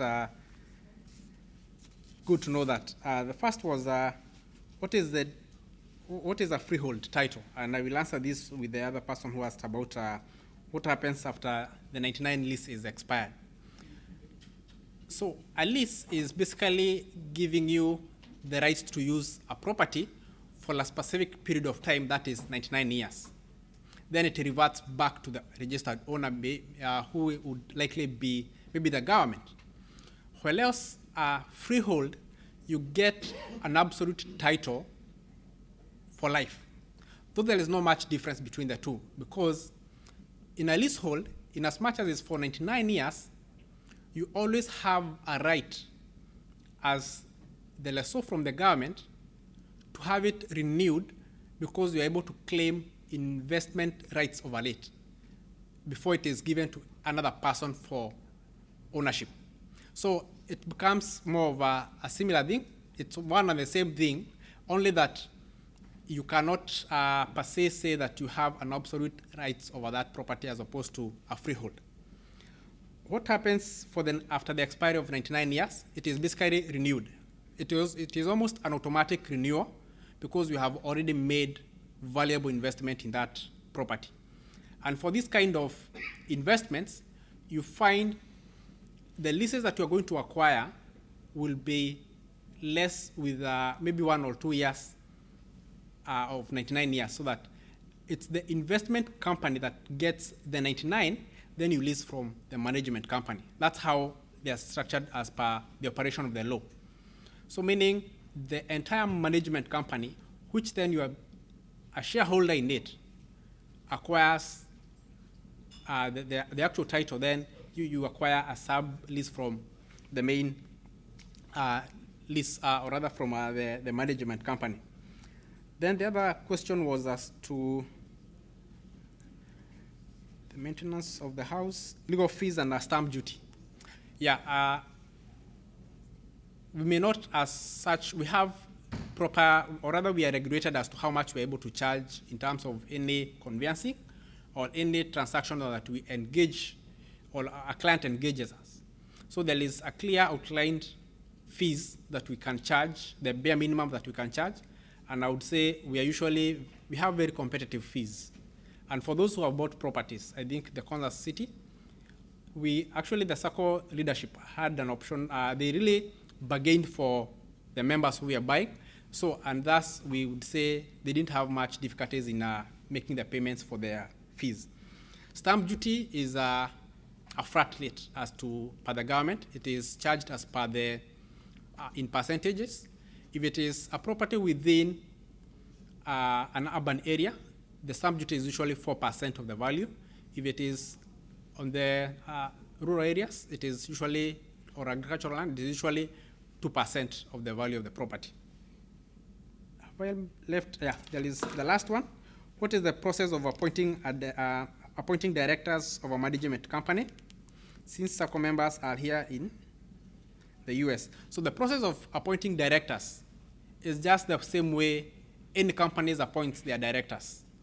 So it's you who, after you buy the houses within that project, then you sit down and say, we are going to employ person A, B, C, and D as directors. Or you can actually invite applications and people are going to apply to become directors. So that's basically the process.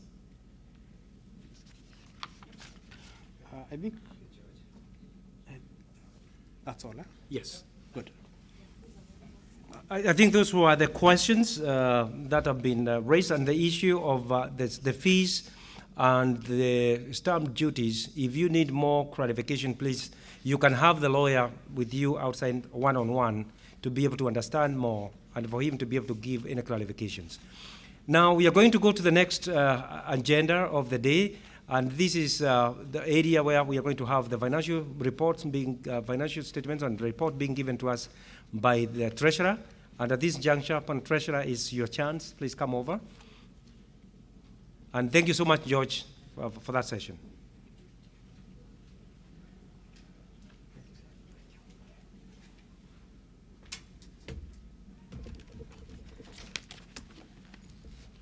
Bwana Chair, you did all the work for me. So I'm not going to have a lot of things to say. And Bwana Njoki, asante. Mr. Collins, where are you? He's outside.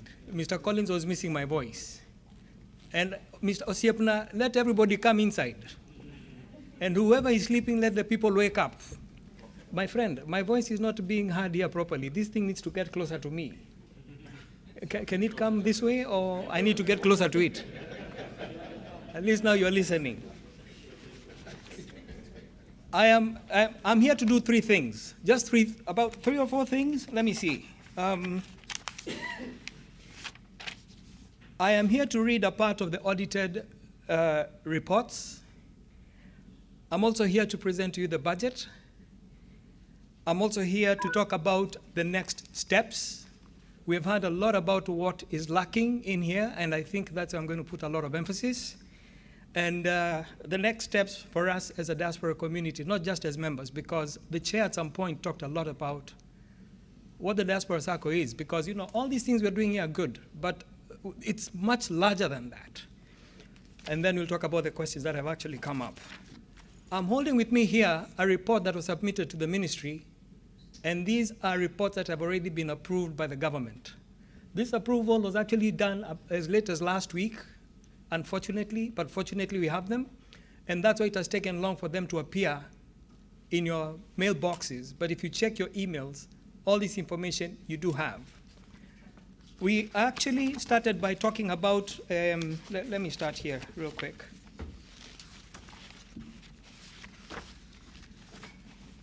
The best thing that I can actually do is to do comparables between what we did the year before and what we have done this year. And I'm only going to highlight on just a few factors in here where we're talking about interest income. We never made any money last year, but this particular year, we earned revenue in terms of interest income, which Mr. Njoke explained what that means, of about 5.5 million.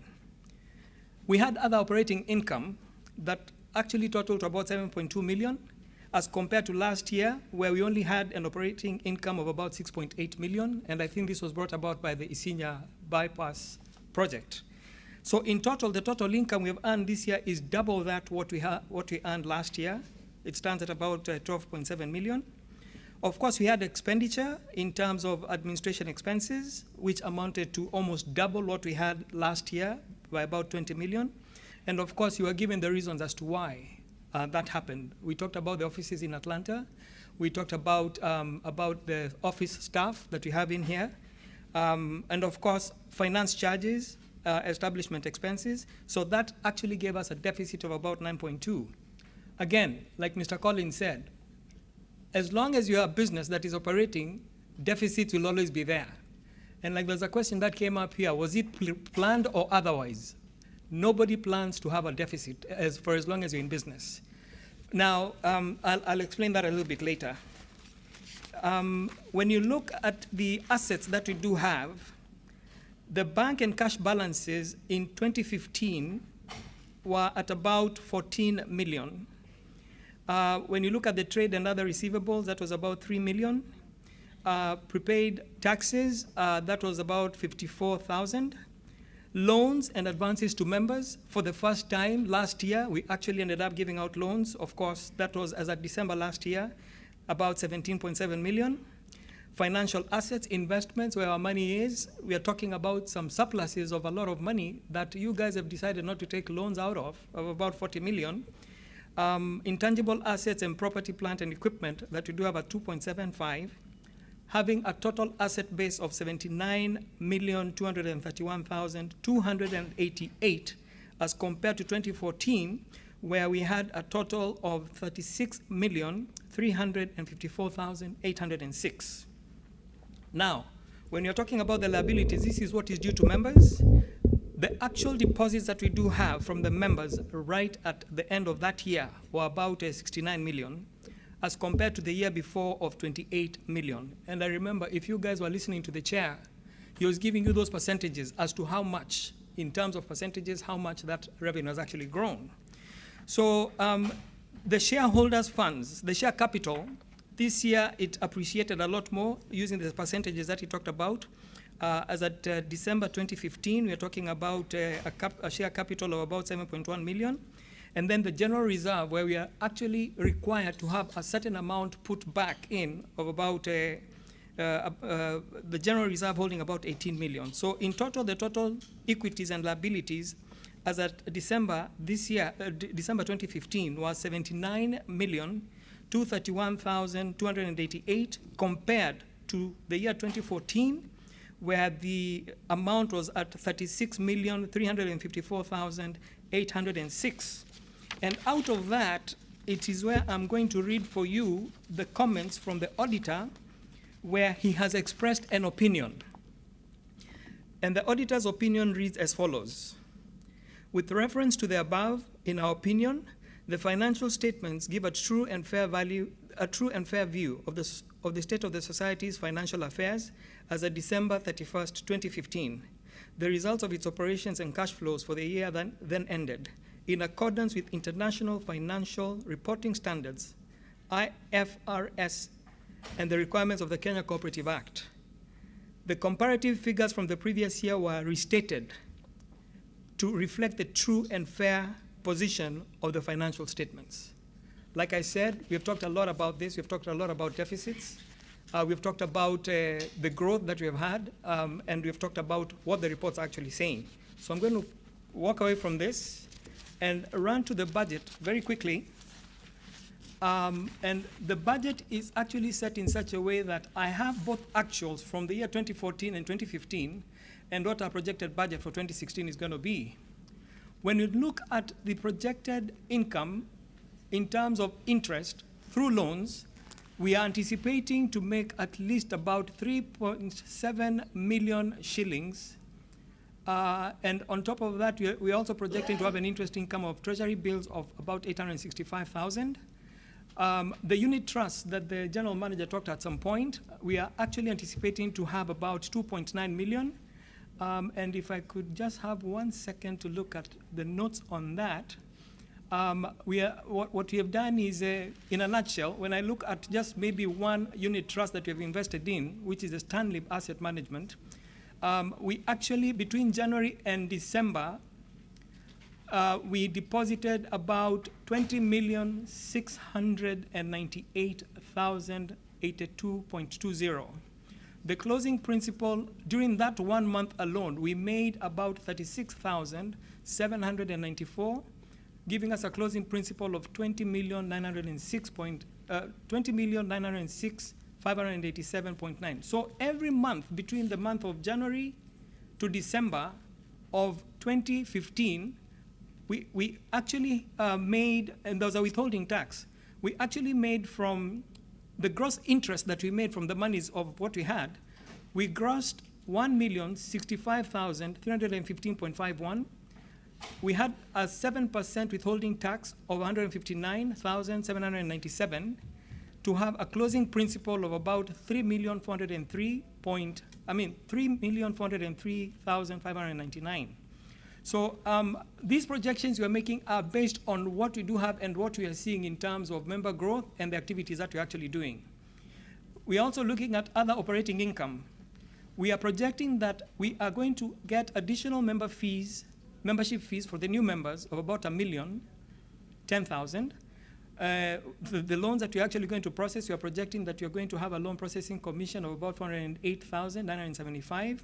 And of course, when we look at all this, we are seeing this kind of growth because of the projections that we're actually seeing right now. Now, Ms. Rose talked about Isinya. We are projecting that from the sale of the plots that have not actually been sold just yet, which are not very many, in this year, 2016, we will definitely try to hover around the figure of about 1.8 million. The plot booking fees, they also average about that much based on what is remaining. So in terms of other operating income, we are definitely looking at about 15,611,000. So to have a total operating income of about 23 million. When I look at that operating income against the actuals of 2014 and 2015, during the year of 2014, the actual total operating income was only 6.8 million. It rose a little bit in 2015 at about double that, about 12.7. And then from there, the actual projection for this year's budget, we are looking at about 23 million. When we go down a little bit, the administrative expenditure, we are talking about all the operational costs that the Sacco is going to incur. Like Mr. Njoki stated earlier on, we don't see an overshoot of what we spent last year and what we're going to spend this year. The difference is going to be minor by about 100,000 because of the measures that have already been put in place by reducing costs in Nairobi, and then we also intend to do the same here in Atlanta. So establishment costs, depreciation, equipment and software amortization, the value keeps on coming down. So we are looking at a reduction from last year of 639,000 compared to last year's 853. So you're looking at about a lower bracket of about 200,000. We are also looking at the finance charges. This year, we are anticipating about 235,000.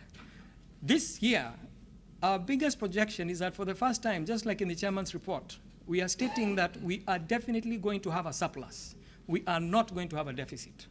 So at least the surplus deficit before taxation, we intend to have about 1.455 million. That said, I think it is very important because the conversation here was about what it is that the members are not doing to the Sacco. Because again, the board members and the officials of the Sacco have done the best that they could have. So we are looking at what it is that we can do as, number one, members, those members who are not active, to start taking part in all the payments that are supposed to be brought in. Because again, you cannot ride on about 30% of the membership that is in here. If those payments were coming in on time, every month, this society would not even have a deficit. So our projections this year is that we are not going to have any deficit going forward, because of things that we have to engage ourselves in going forward.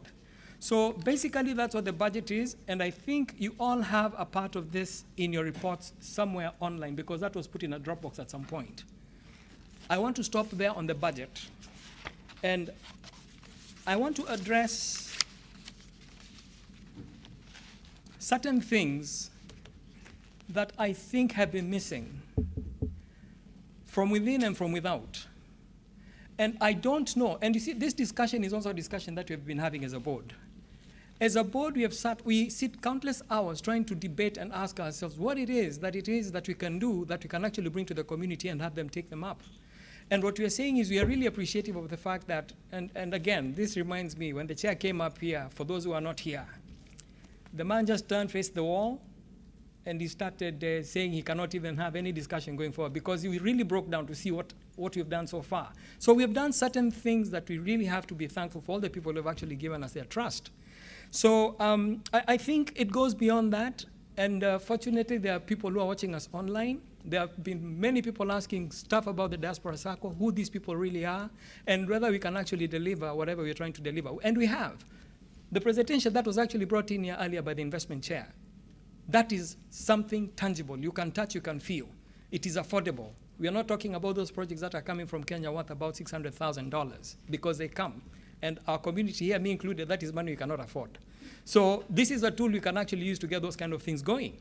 So what I'm trying to say is, I think even within our own membership right here, we have certain people who are members of the Sacco who can actually make a very big difference by trying to make sure that the board actually sits and provides those products that are actually needed. For example, somebody here talked about the groups that we have in the country. This is something the board has been talking about for the longest of times. I have been to very many cities in this country. In fact, in the board, maybe I'm one of the people who travels all over the place. If you look at that Facebook thing, you'll see me running all over, because a lot of people call, and when they call, we go there and we check and we see. I go and I find a group of about 30 Kenyans in a chama where they are collecting serious money.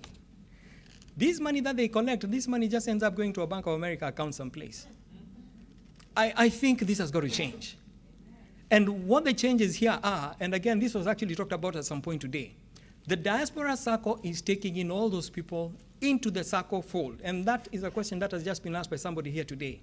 We are accepting those chamas in here, but what you are going to do is you have to join the Sacco within that group, each of you individually. And then you carry on your agenda, your investment agenda within the Sacco. Why? Because we are going to make sure that those funds that you bring to the Sacco are going to work very well. I don't know whether I will say this very well, because I had a discussion with somebody in the office the other day. He actually joined the Sacco about 2-3 days ago.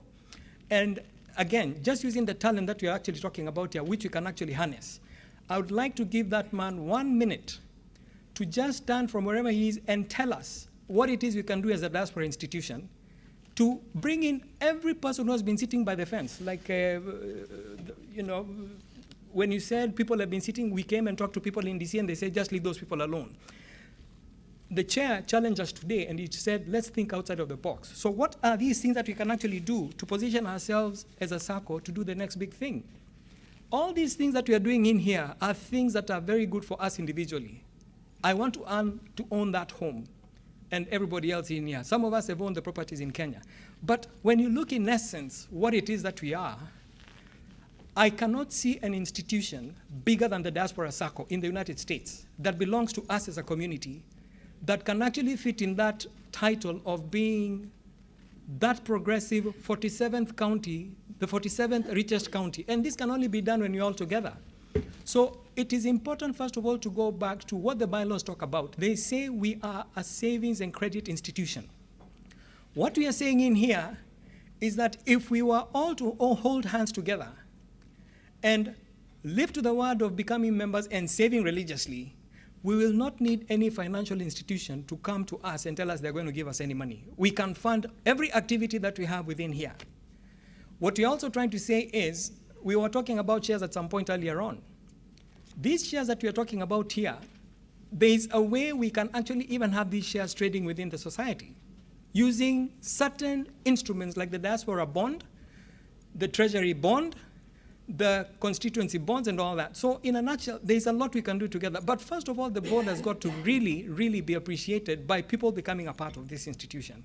So what I'm going to do is I'm going to call on somebody here, just for a second, to come and say what discussion we had in the office about what the Sacco can do. And I tell you, once you listen to that story, for just about a minute, you'll get to realize it is very important for us to say, this Sacco does not belong to the chair, it does not belong to the board, it belongs to me, the way the general manager said at some point.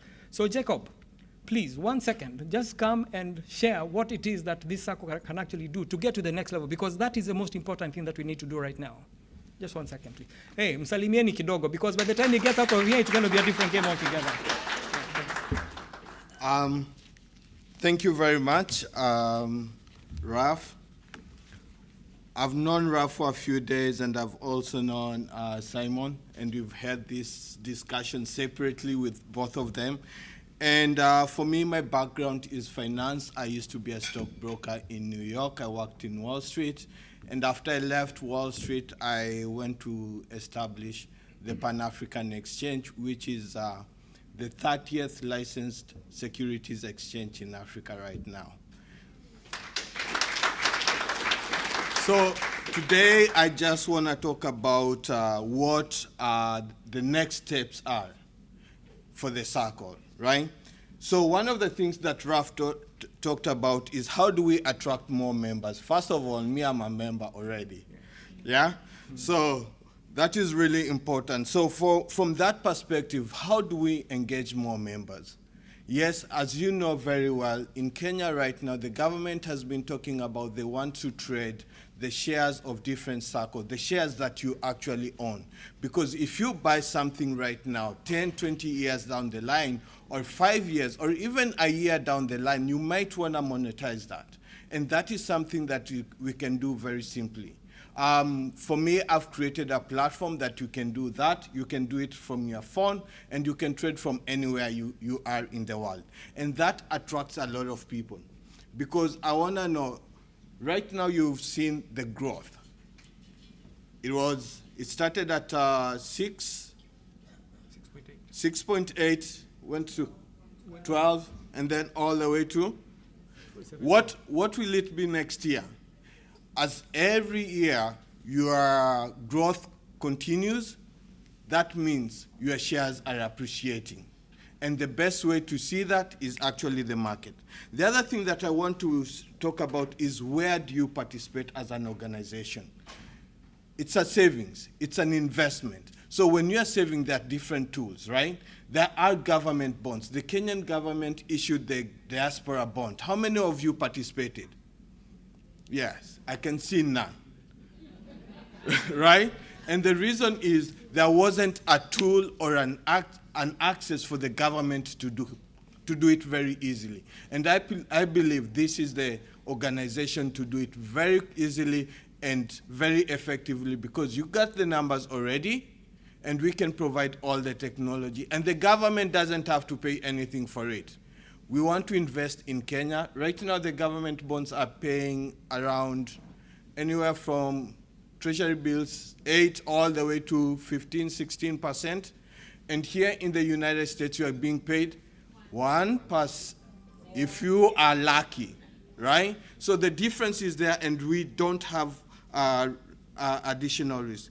The other thing is a unit trust. Right now, imagine you are giving someone else money to manage for you. Right? Yes. You are paying someone. And within us here, I know people who have the capabilities, who have the intellect, and who actually can do the management. Because most people here, yes, I meet people in the financial industry, Kenyans, who are managing about $500 million. And this is a single Kenyan guy. $500 million, not shillings, dollars. Now, if you're giving someone $21,000, he can do that in his sleep, right? And probably he will do a very good job because they manage assets for US pension funds already, not individuals, pension funds. Another very important thing that we can talk about is how do we, the lawyer raised a very important about the FACTA issue, and that's a law that is going to come in force in 2017. And it's very strict because now it's 100% automated. So if you are a US citizen or a US national, you hold a green card, you will be required as an individual to manage certain aspects of your taxes. You have to report directly here to the IRS all your earnings overseas. But there are ways to do it whereby you don't have to pay taxable income. So you establish the investment vehicle here in the United States, which in turn invests in Africa. And when it gets its revenues or its profits back, they can be tax-free.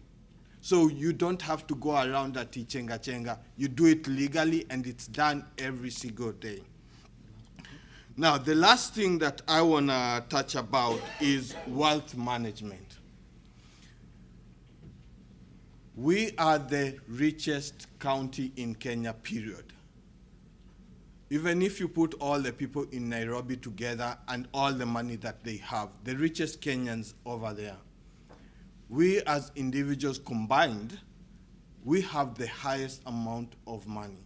Now, when I was doing a survey for Kenyans, at the medium range Kenyans right now, because most of us have got good jobs, we've gone to school and so on, our family incomes are about $60,000, right? And they go all the way up to $200,000-$300,000. Yes, there are Kenyans who make that much money, right? And I hope they share those secrets to everybody in such meetings, right? So what does that say? We have the capability of joining together and having one of the largest wealth management service here in this country. And I'll pass that, and I'll leave the rest to this gentleman here. He should take it over. Thank you very much. The only reason why I brought him up here is to tell everybody in this group and the people we have out there who are not members that there is a tool here in the Diaspora Sacco that will make sure that we do certain things in certain ways. We have listened to a lot of people making their own presentations in here. For me, it's a plea on behalf of the board that whoever is listening to us, whoever is sitting on the edge, needs to come on board, because there's a lot of discussion that is going on. That is just something that we are thinking about. So at some point, we are going to come back and talk about certain things that we have to do. But in a nutshell, that's exactly what I really felt was good for you to have going. Now, there were 2 or 3 questions that were asked here about what about organizations that want to join as members? I think I've already talked about that. Groups or chamas. Is that allowed? Yes, it is allowed. Was the deficit projected early, or was it a surprise? It was not projected. Nobody projects deficits.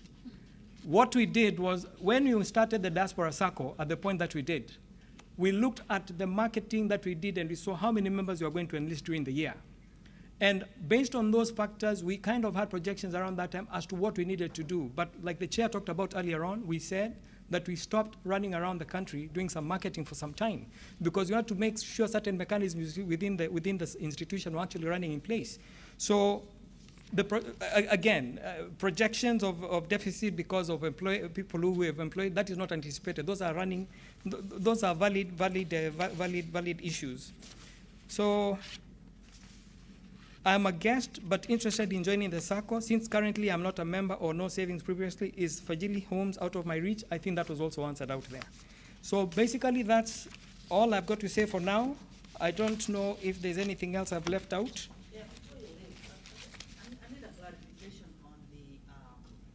Joining the Sacco. I know you just said that, every member, different chamas, and they have a lot of simple chamas raising a lot of money. However, some of the people are not Kenyans, and they can, or they're married to non-Kenyans, and they cannot be given a PIN number. And that's why we thought that a chama joining a Sacco would be a much better way rather than individual. Now, if you say that every member of the chama has to join, then how is it becoming a chama, or how do you manage it as a chama? Yeah, by law, we are not allowed to register entities. The answer is no. The answer directly is no, but yes.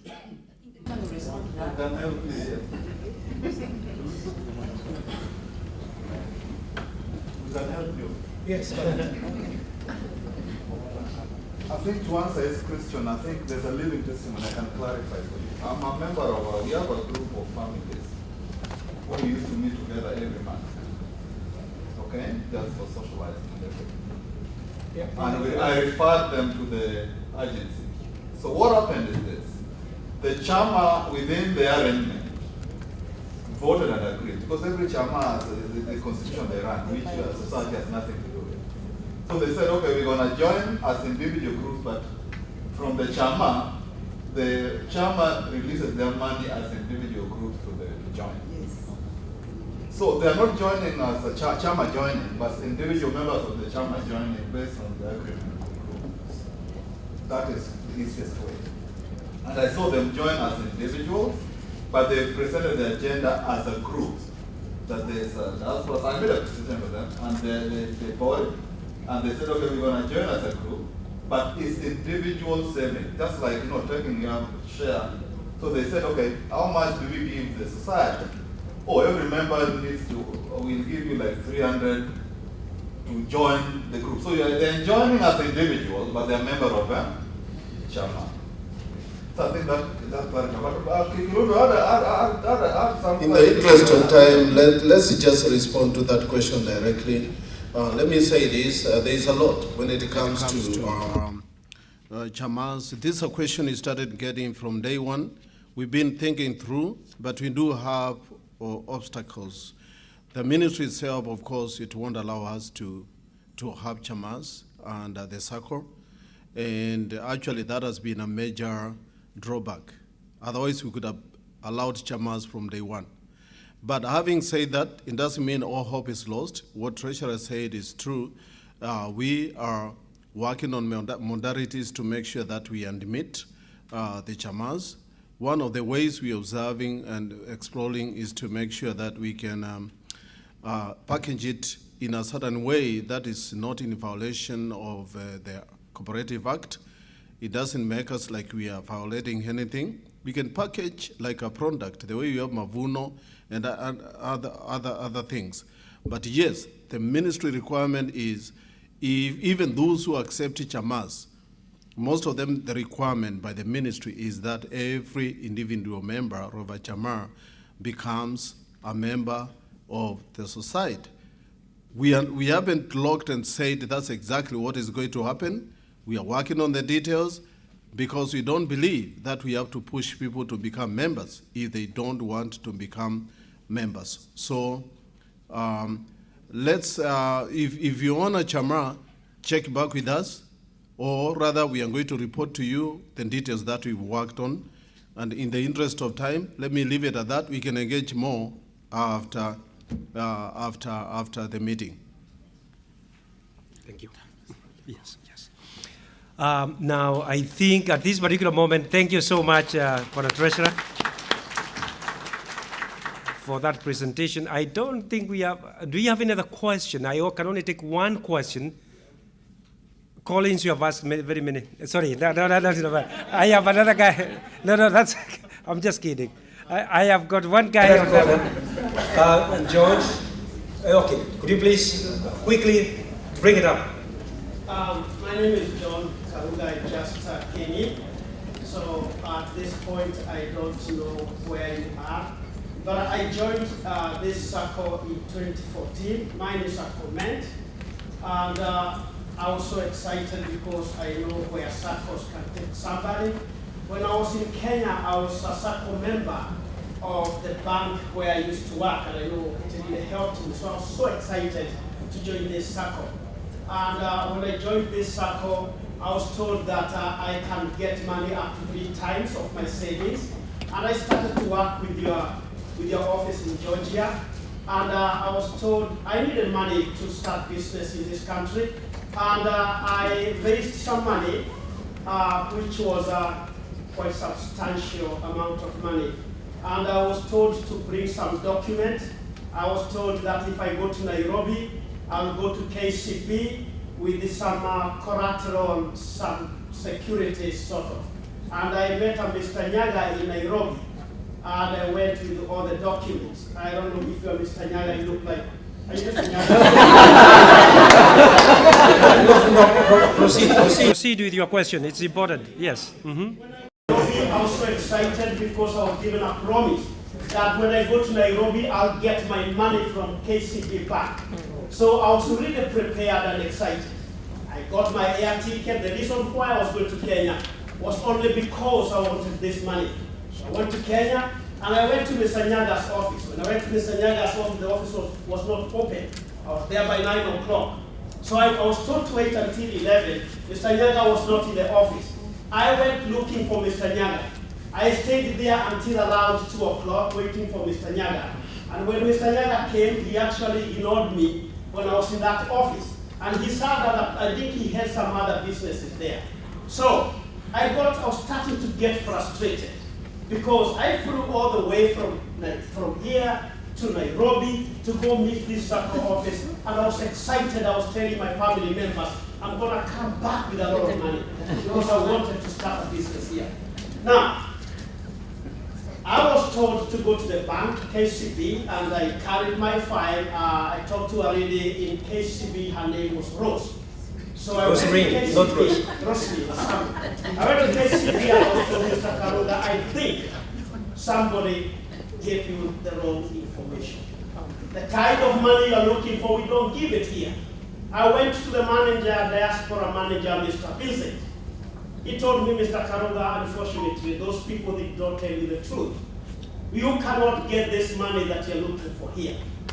I did not get an apology from Mr. Nyaga. Mr. Nyaga became so hostile. Mr. Nyaga could not understand what I was looking for. Who is Mr. Nyaga? You know? So I was really frustrated. I called back Diaspora here in Georgia, and they told me, Mr. Karuga, I don't know what we are going to do for you. I was trying to explain to them the frustration that I was going through. Now, could you cut it short because we have other members? Yes. Yes. I came back here in the US. Time is money. I'm telling you, I came back here very frustrated. I called the Diaspora in Georgia. I told them, please, please, please. It took pain for me to raise this kind of money. And now I cannot get my loan. Can you give me back my money? They told me, Mr. Karuga, we cannot give you money. I'm telling you, it was over $30,000. It's not easy. We cannot give you $30,000. And then there was a Mr. Kirondu who was the treasurer. I'm telling you, this is true story. And I want you to listen very carefully. Wow. Mr. Kirondu told me, you know, Mr. Karuga, we're going to cut 10% of your money if you want your money back. I'm telling you, it was too bad. And then it became hostile. It took Mr. Kyoko. Where's Mr. Kyoko? No, there was a Mr. Kyoko. I talked to Mr. Kyoko. I want to thank you, Mr. Kyoko, because you intervened. After the intervention of Mr. Kyoko, I got my money back. Can we give him a hand?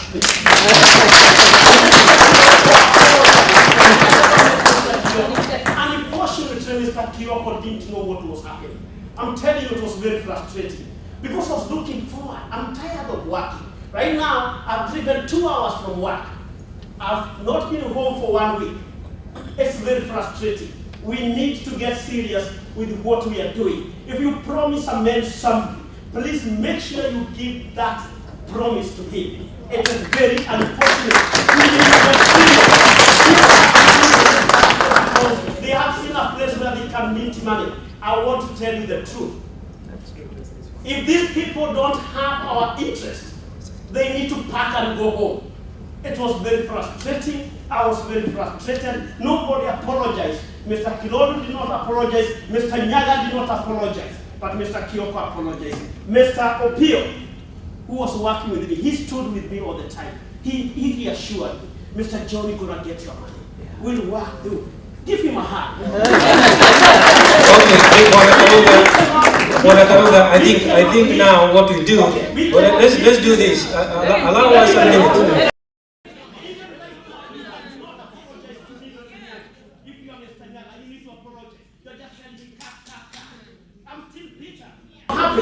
These people need to hear the truth. Okay. And this is the truth. People have been calling me, they've been asking me, Mr.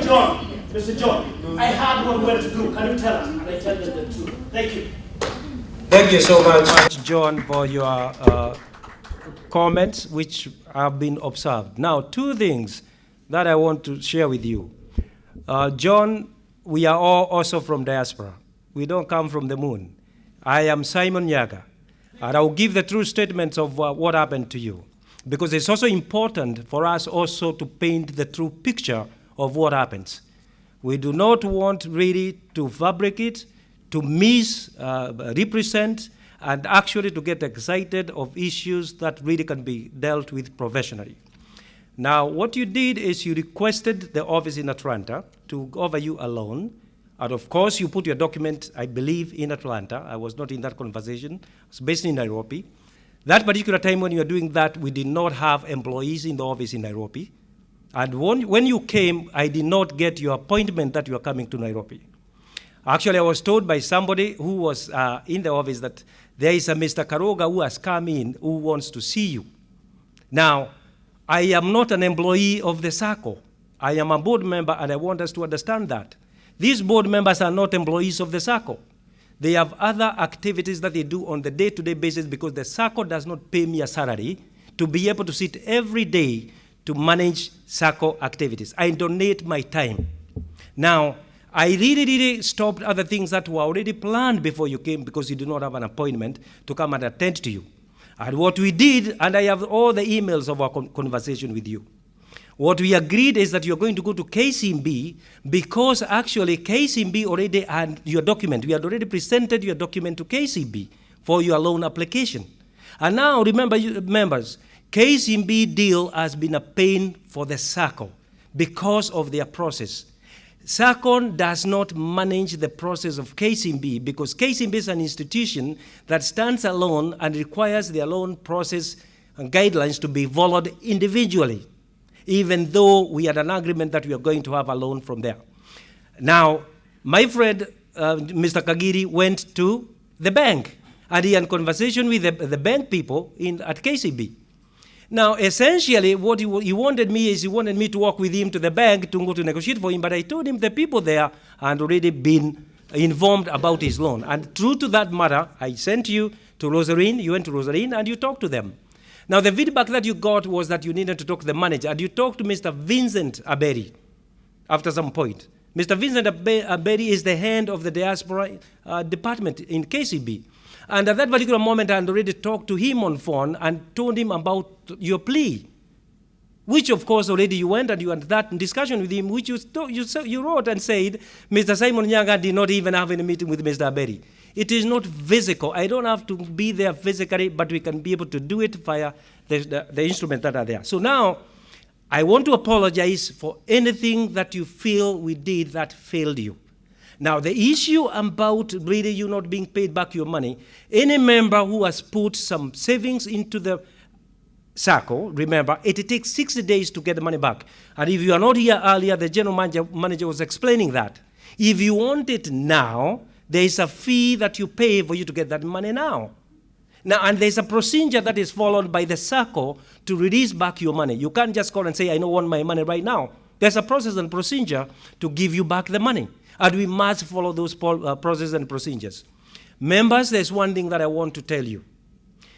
There is no way you look at us as the board members as if we are not members of the Sacco. First and foremost, I am a member of the Sacco the same way, and I would like to be treated effectively the same way like any other member who really deserve the service of the Sacco.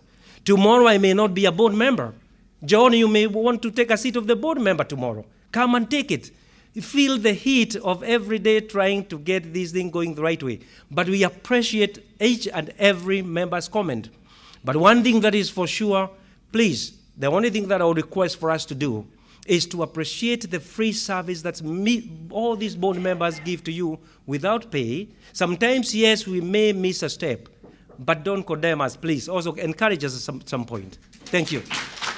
Now, I will say something else. 1 minute, Mr. Collins. Time is over, but it's important we address this issue very, very well. Today, if you have noticed, for the first time since we have been having all these meetings, I took a very quiet role outside of this meeting because we have a general manager right now. We have office staff. We have George and Catherine in Atlanta. We have Imelda. We have the general manager. We have the vice chair in Kenya. Structures have been set up. Now, there was a time when I would always be called upon by any member in the country to approve certain things. Now, this particular case our friend is talking about was about a loan that he needed from KCB.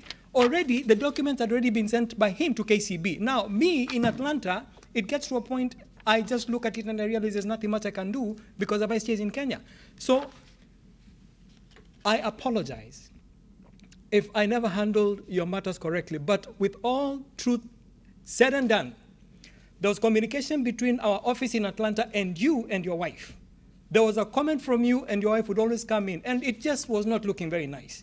But at the end of the day, we paid you your money in total. You said you don't want anything to do with the Sacco, you quit, you took the money, and we gave you everything.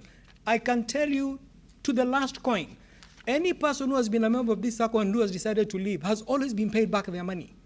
But what Mr. Karuga did not observe is that we have structures like the vice chair is saying. If you want your money right now, George also talks about that every day, you have to pay a penalty. The reason being, this money, we are not holding it in our bank accounts. These funds are stocked. They're put in mutual funds elsewhere.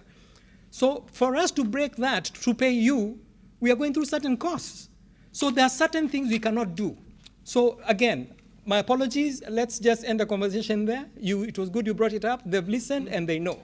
Bwana Chair. Chief, I'm going to say one thing. Just hold on. I'm going to get you. Absolutely, yeah. You see, we are laboring, we are really doing a lot of yeah. The guy has shared his heart. Absolutely, yeah. The chairman has really apologized. Absolutely, yeah. We want to concentrate on issues that will help society. Okay. I had only two things that I wanted to share, then I guess Okay. Okay, no.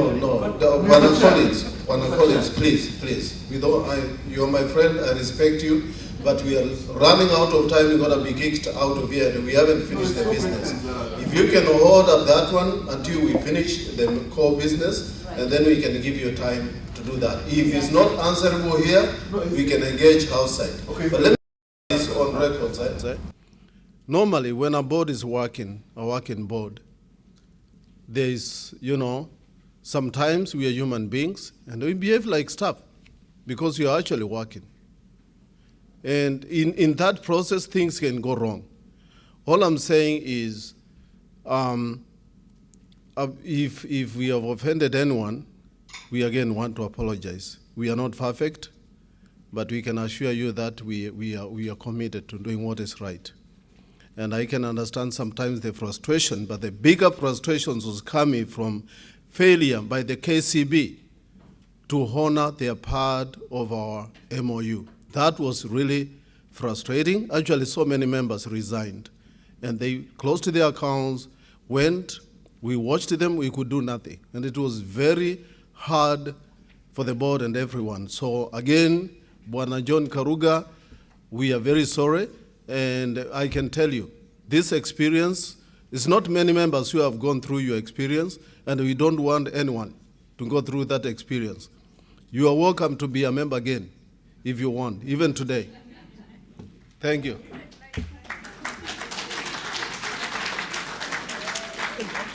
Thank you, Joe. I think we will need to get quickly to the other agenda, unless if it is very urgent or important that we need to. Just.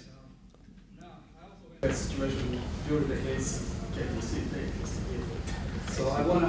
My question is: do you still deal with that? Okay, good. I have the question. I have your question here, John. Joe.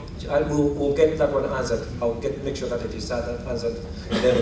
So at this particular point, what I want to do is I want to bring the supervisory committee, the supervisory team, This is the team that the chairman talked about on his presentation this morning. The supervisory team, it is the one that makes sure that the board is doing whatever is required to be done. They are actually the eyes of you members on behalf of looking at what the board is supposed to do and if we are doing the right thing. Now, without further ado, I'm going to call the chair, Mr. Laban Opande, to come over and introduce his team and go ahead with the presentation. Thank you. Thank you. I think there's a conspiracy for having made this podium so high, and I'm quite challenged vertically. But we'll make do, and we'll be very quick. And we could not have come at our worst time, right after some members were very heated and lodging their complaints against the board that we were supposed to oversee. So I don't know what report that we'll be giving you, but it sets the prelude to our presentation. My name is Laban Opande. I live and work in Texas. Houston is my home. I have an office in Houston and Dallas. I'm a legal practitioner. I have an office of about 5 attorneys and about 10 staff, support staff, and we do general practice. I'm married with 3 boys who think I'm the genius every day. I'm so privileged to be in this committee, which was established from this year. I think it was sometime mid in the financial year. I'm a member of the board. I became a member the night before the AGM in Houston, Texas last year. Yes, I became a member of the Sacco the day before the AGM. Actually, they told me you cannot be in the AGM unless you're a member. So I had to go file my papers outside the door and then came in. And it was a very lively and interactive AGM. And I had actually been requested before to facilitate the AGM being hosted in Houston at the time.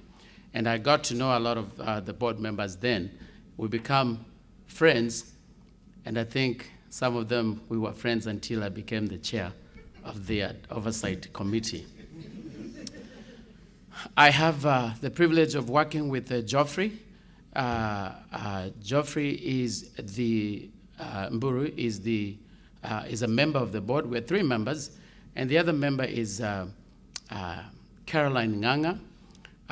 Regrettably, she couldn't be able to make it because she had an injury to her foot that she couldn't travel, but she sends her greetings, and she also concurs with what we are about to say today. And I'm hopeful she's watching, if she's watching online. Okay, so I will try and kind of give an overview, just a general overview of what we think as far as what our mandate was. And Geoffrey will speak a little bit more about the numbers. He has an accounting background. I have a law background, which means I just talk. It may not make sense, but hopefully it'll make sense somehow. He's more detailed because he's the number guy. So hopefully we'll be giving a scorecard at the end, and I have told the board, yesterday we had a very good, useful meeting, almost all day, which was really the first physical meeting we've had with the board. And we were able to catch up on a lot of things. Regrettably, it was a meeting the day before the AGM. So therefore, you can know what that means. But I'll talk about the successes, or at least the goodness of what we've experienced, or I personally have experienced with my committee. And much of it has been elaborated by the team in terms of the growth, both in staff and both as well as in numbers, in cash numbers, as well as in membership, which is a positive thing, and I think which is what every member wanted to see, that we are growing. So in that regard, I think we need to applaud the board. We had part of the other successes is the organization structure is molding into place. Initially, I was very confused between what the board was doing and what the office was doing in terms of what I understood to be a board as opposed to management office. But since Mr. Njuke came on board, I think it has been a little bit more structured in terms of what the roles are. But I can tell you that I give quite a lot of respect to the board in terms of, and also keeping in mind that these people are volunteering. This is all volunteer work. And the extent of which they go to make things happen, to make the Sacco keep running, and all knowing that they're not paid, just as much as the vice chair here said in terms of what happened in Nairobi, that's very true. Neither are we, the advisory committee, paid. We hope that we'll petition our budget committee to look into that matter. But so far, we are glad to serve on a voluntary basis. I think more so we want to hear about the challenges that we observed in terms of working or overseeing the board. First and foremost, in my opinion, I did not get, or we didn't get, a clear strategic plan for the Sacco, because that's what I believe is the role of the board, to provide a strategic plan as to where we are going, and that to be communicated every year we meet as members, so that we can agree or disagree, or mold, change, or send them back to think about that plan. I don't know if we do have a plan. Do we? I don't know. Because what we have is just running the board and running the Sacco. But every institution must have short-term, long-term plans. Therefore, we're able to gauge and measure and say, did we accomplish this with this timeline? Are we on the same path on this project? That way, we can be able to measure our growth. Right now, I don't know what the measurement is. I don't know what we're measuring ourselves with. So we are just existing, and we're believing that we are doing well, but well compared to what? Against what measurement? So I think that's one key thing. The other challenge that we observed, is communication, either miscommunication or lack of communication. And I think the experience of the member, Mr. Karuga, who went to Nairobi, I am not sure whether it was an issue of miscommunication or lack of communication, or both.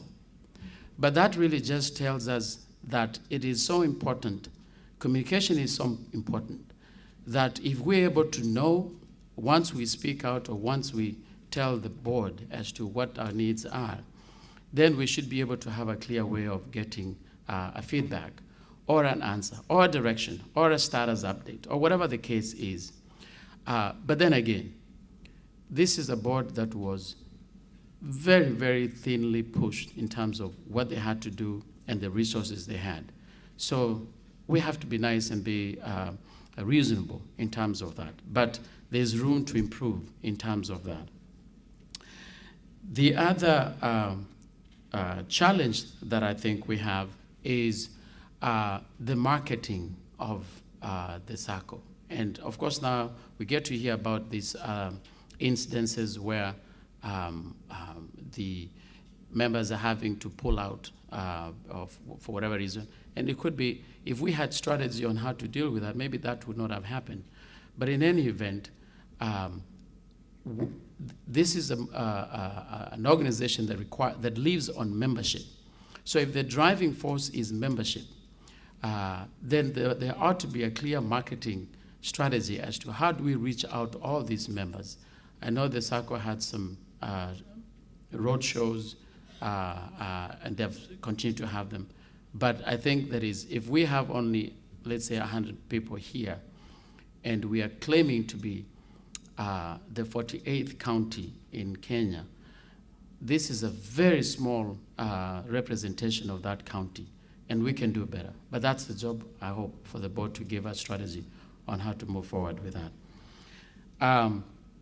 Now, on the same note, I'm not sure, one thing I also like is that we came to this board with no job description per se. So we don't even know if we're doing what we're supposed to do. And also, we have a good, we're in good standing because there's no one else to compare with. So you don't know whether we're doing well or we're not doing well.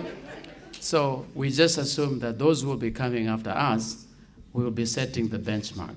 Now, I don't know, history will judge us as we move forward, whether we did a good job in setting a benchmark. But I wanted to sort of flip the coin and get it back to us as members. And much has been said from the presenters here in terms of ownership. You cannot, in fact, Mr. Njua said, the first statement he said, and which we all laughed about, is, hiyo sako yenu, munatafanyanga nini? You know, that kind of attitude of them, me and them, I think if we're able to truly understand that this is ours, this is mine, and I own it, and I want to be able to see my thing grow, my baby grow, then the numbers we are having here will be just a joke, you know, because the potential we have is just immeasurable. Only if we can change the attitude as members and be able to say, we own this and we want to really, really excel. One thing that we all know is that for whatever reason, we cannot take our Kenyanness out of us. We still look back at home. I've never met a patriotic Kenyan as a Kenyan who lives in the diaspora. When they're in Kenya, they almost forget, but when they're here, anyone, they'll have a wristband with a Kenyan flag, they'll wear the Kenyan hat, and they'll, you know, very patriotic. So if that is so, then are we not missing the opportunity to make this a truly 48th county? I really did like the presentation of the gentleman Josh about the platform for stock trading and all that. And I was also challenging the board in terms of the opportunities that there are here in terms of exploiting partnerships. In fact, I was mentioning the same thing the gentleman was mentioning about reaching out to hedge funds, pension funds, fund managers who have a ton of money that we can be able to use and invest back at home. But all that requires proper planning, strategic planning. Planning, again, strategy, having a strategy as to how and where we are going. And so we have to have self-drive in terms of our members. So I'm giving an oversight on new members, actually, that was not on the board, in terms of your scorecard as to how you're performing, as opposed to just expecting the board to be doing everything for us. Now, there were some resolutions that were passed from last AGM meeting, and from those resolutions, we were to follow up and see what, where we were, okay, or what was done. Many of them were really basically a formality in terms of passing the resolutions. So there's really not much to talk about them. But I would want to address the issue of setting up an investment company or agency, because it was one of the key things that I remember from the AGM in Houston, that members who said, well, while we're having these third-party people presenting products for us to come and invest in, because as you remember, the Sacco cannot invest in the products that we want, right? That's not, it's a not-for-profit. That's not what it is set for. So the only thing that we have is to work with existing businesses. And some member had asked, why don't we create our own investment arm of the Sacco so that they can be able to get all these products sort of in-house. And so we got to learn that because of how we have been established under the Societies Act, Cooperatives and Societies Act, then there are limitations as what can be done and the formalities that have to go through. And as you can imagine, there is no more bureaucratic place to do anything. Forgive me, it's our motherland too, but in Kenya. So I came to understand that there was a tremendous challenges in doing that. But the board is still there. I think it's a key thing that we still need to explore and to see how we come up with that. So I think that's from the resolutions that we had from last year. That's the one that was quite a challenge. And then the other one was, I'm trying to see, I believe the other ones were really done. They were more like formalities. So if you allow me, I'll give my brother Jeffrey an opportunity to give at least what he thinks about the numbers, because I was running away from numbers when I went to law school. So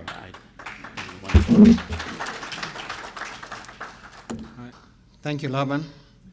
As he said, my name is Jeffrey Mburu. I'm based in Houston, Texas, and I'm an accountant and a project manager. So I do look at quite a number of boatloads of numbers and spreadsheets and things like that.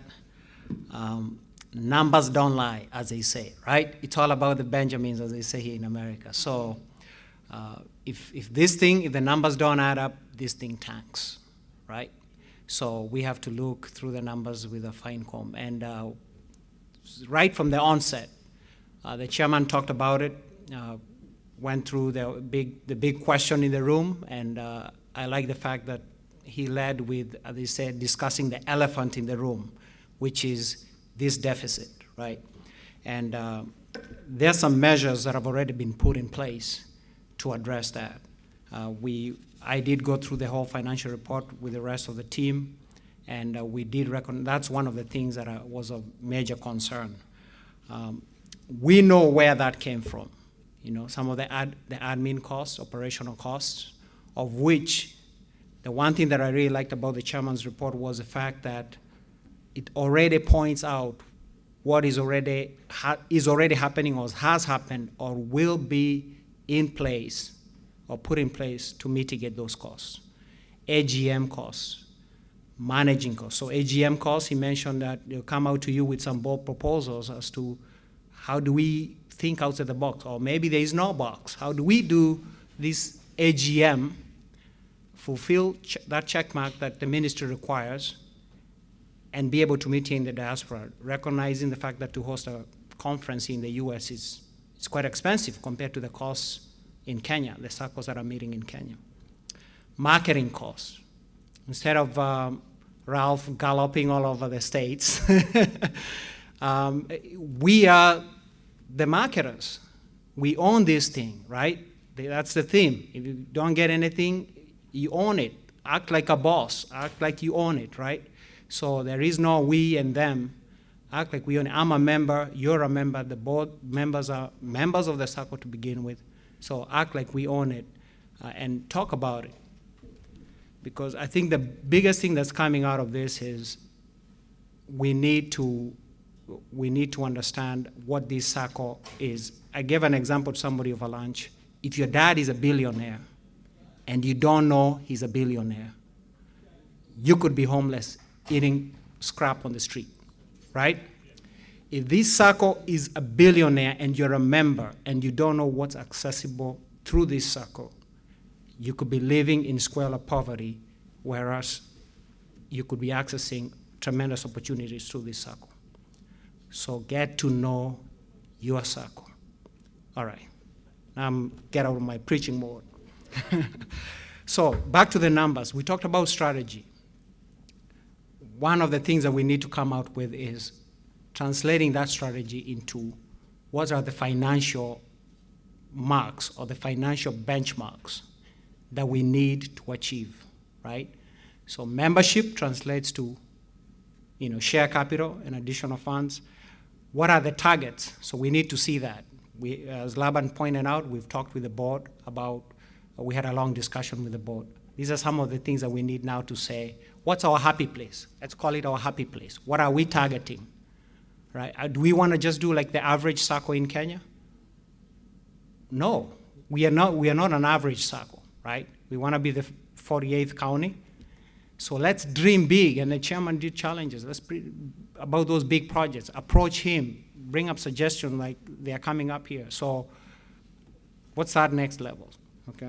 So we need to see the benchmarks, and we'll be working with the board to generate that. So in other words, we want to see, this is where we are trying to do, and this is how we are tracking to achieve those. Mitigating risks, what are the risks that we are exposed to? Whether it's exchange rate risk or losses against, when members default, as if such an event arises, let's be realistic, people do die, and they have obligations and things like that, or people just fade away and don't participate. How do we protect ourselves and our investments and protect all of you members against such losses? Are there things that we could do to position the Sacco better? So that's another thing that will that's on our report. But beyond that, I would like to assure you, this is a baby that was crawling. It's starting to walk. And if any of you have had children, there are a lot of accidents that happen during that phase, crawling, bumps, and falling and all that. And we have a working board. What I don't doubt is their commitment to this organization. That I can tell you, I don't doubt it, because most of you live in the United States. Just think of the daily pressures, not only of working, right? You have a job, you have a family, maybe you're in a nonprofit, and now add on to that setting up an organization that's going across the 50 states and working with the Kenyan government to try and set up those structures, vetting the vendors, suppliers, or deals on the ground. We struggle on our own to do that, even through trusted family members that we thought we trusted them, right? So all I'm saying is they've sweat blood and tears. I cannot take that away. I know they're committed, right? So that doesn't mean that we cannot improve. That doesn't mean that all is perfect, but it means we have a good, solid foundation to build upon.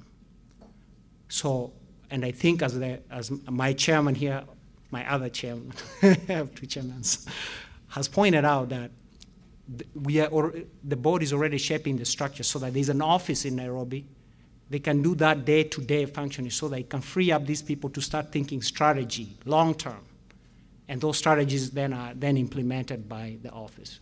So I just want, and to give you a good example, last year at the AGM, somebody pointed out, a member, that while we're paying transfer fees, right, when we're transferring money, we used to deposit in the Wells Fargo account or SunTrust, and then send our money to Kenya. We pay transfer fees because you're using agents, right?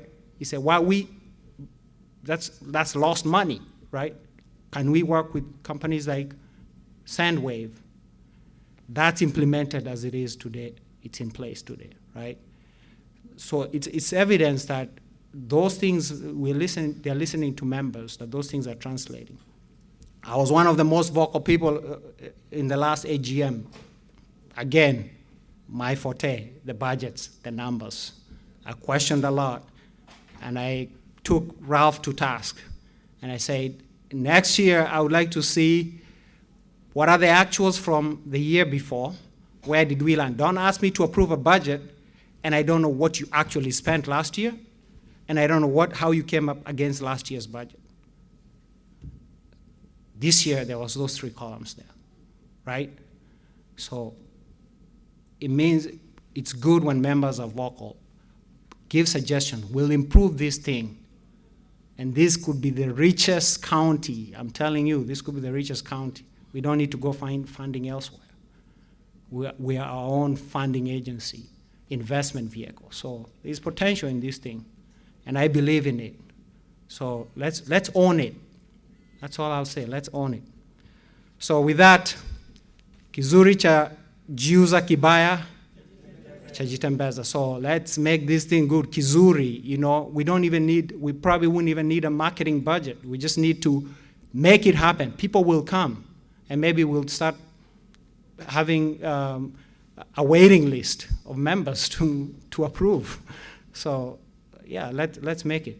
And I believe the potential is there. So without, I was supposed to be a man of few words and numbers, but I guess I kind of got lost in that. So our report is, what we have discussed with the board, Laban touched on it, that we didn't have a clear indication as to how we're gonna be, our specific job description. Already, we've raised that with the board, and there is actually a training in that budget that has already been approved, because from what I understand from the board, actually it has to be done by an outside agency or an independent party to train us how to check on these guys, so that they are not telling us how to check on them, you know? So that's a conflict, right? So we know that this coming year, there should be some things put in place to give us even a better sense as to what we need to be checking. And we'll be scoring that. And if we don't do our job, this is an elected post. Yeah, somebody else takes over, right? If they don't do their job, somebody else takes over. All right, so thanks for your time.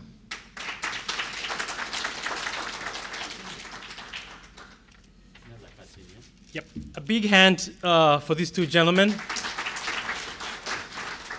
They're not just in the supervisory committee, but they are also very well-respected members here in the diaspora. And behind the names is also good to find out who is the driving force. They are responsible fathers, responsible human beings in what they do, and we appreciate you. Thank you guys for what you do. And thank you, Caroline, back home, and we wish you a quick recovery. Bwana Karoga, I really want to thank you for raising what you just brought up. We've all had a bad experience at a store, at work, and it feels good to let it out. It sure doesn't feel good. It sure feels good to let it out. And sometimes in a bad experience, that's when you get to find out the metal or the people behind it. We are not perfect beings. We may have done something wrong, but we respect you. And where we've gone wrong, we apologize. And sometimes we'll do something wrong, but we'll continue apologizing. So we'll keep saying, thank you for raising that. Most AGMs in Kenya, the mood is a fighting mood, right from the onset. What? It's a fighting mood. But here in the diaspora, we do things a little bit differently, because we are hoping we're going to be as transparent as possible. But if you have an issue, bring it forward. But there's one person I wanted to recognize in the audience before they leave. But before I do that, I was told that the Deputy Ambassador, Mr. Gasheru, or Honorable Gasheru, was supposed to be here, but his son is in the ER. And as very well know here in America, your child goes to the ER, everything stops. You go straight to the ER. In Kenya, if your child goes to the ER, you tell the mother, take the child to the ER, nipigie simu akitoka hospitali. Even during childbirth, niambia mkitoka hospitali, tukutane nyumbani. But here you get a paternity leave and all that. So we are wishing Honorable Gasheru's son a quick recovery too. We have Major General, Brigadier General Mohammed from the United Nations. This is a guy who has protected us over the years, and he's here in the US with the United Nations. And I want to call him here just to salimia watu, and just so you also get to know him. I had never met him. It was just put to my attention. Brigadier General, come up.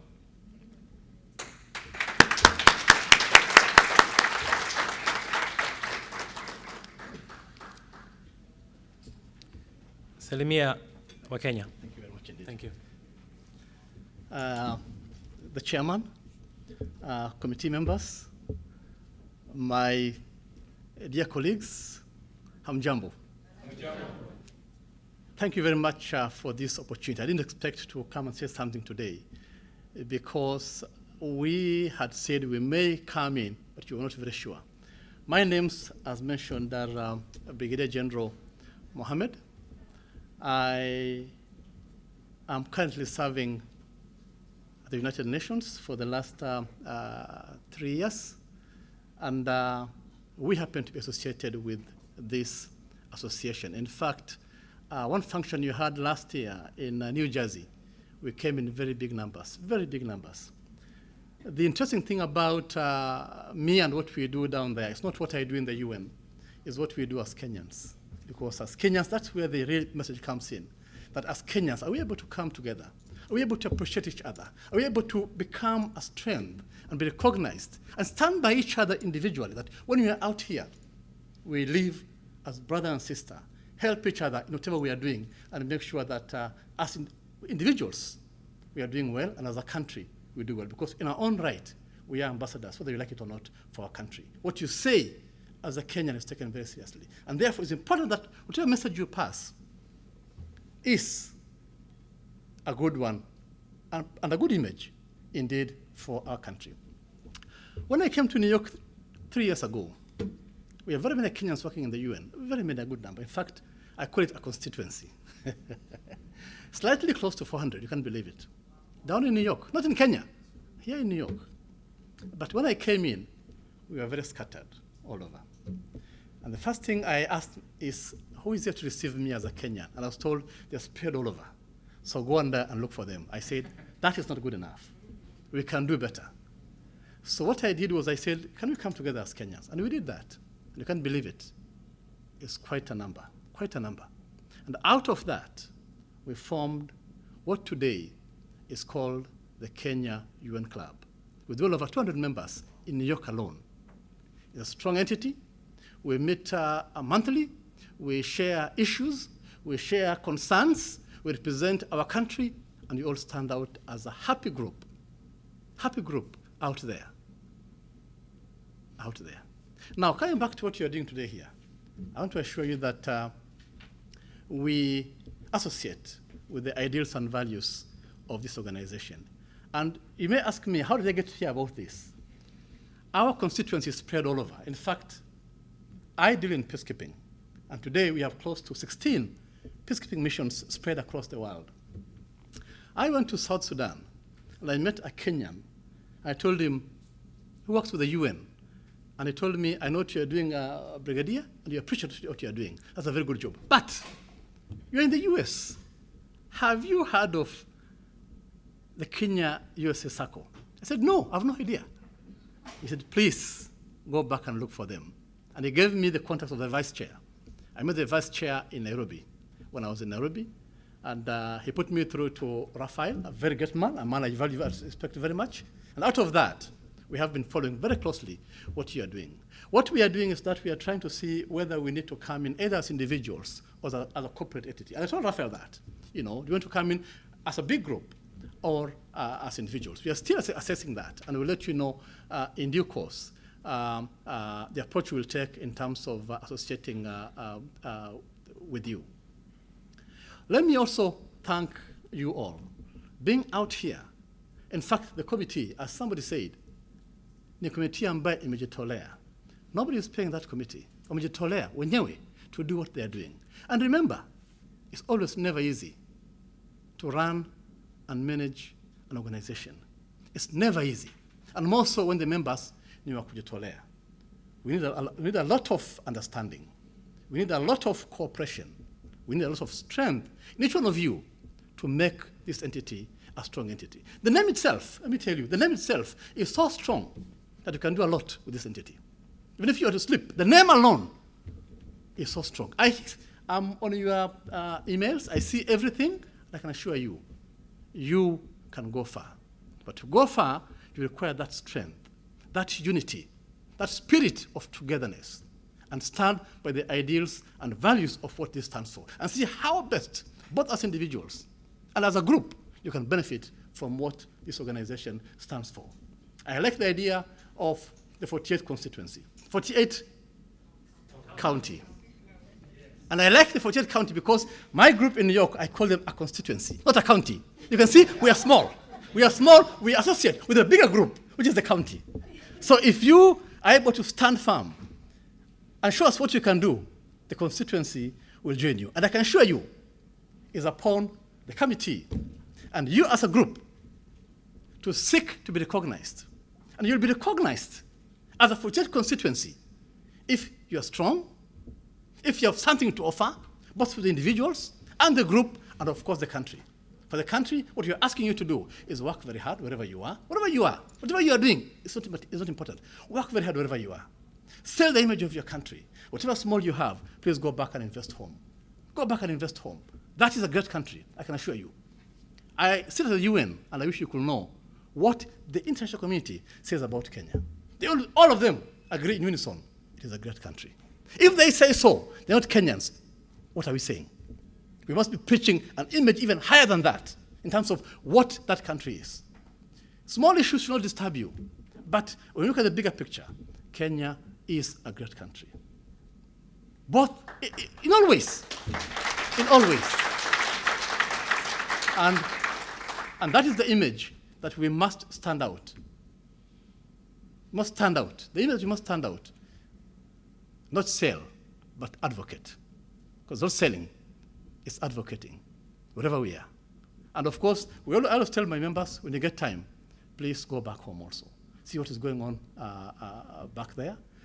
Associate with what is going on back home, but at the same time still, find time to do whatever you're doing in the best way possible and see how you can help yourself, help the family, and of course, indeed, help Kenya. Mr. Chairman, I want to say that should you find it appropriate with your committee and want to come and talk to the team in New York, we're happy to organize something for you down in New York. I'm happy they'll appreciate to see what you're doing and indeed associate with whatever you're doing. For today, it is impromptu. All that I said is I must be here. If they're Kenya's meeting, I must be here.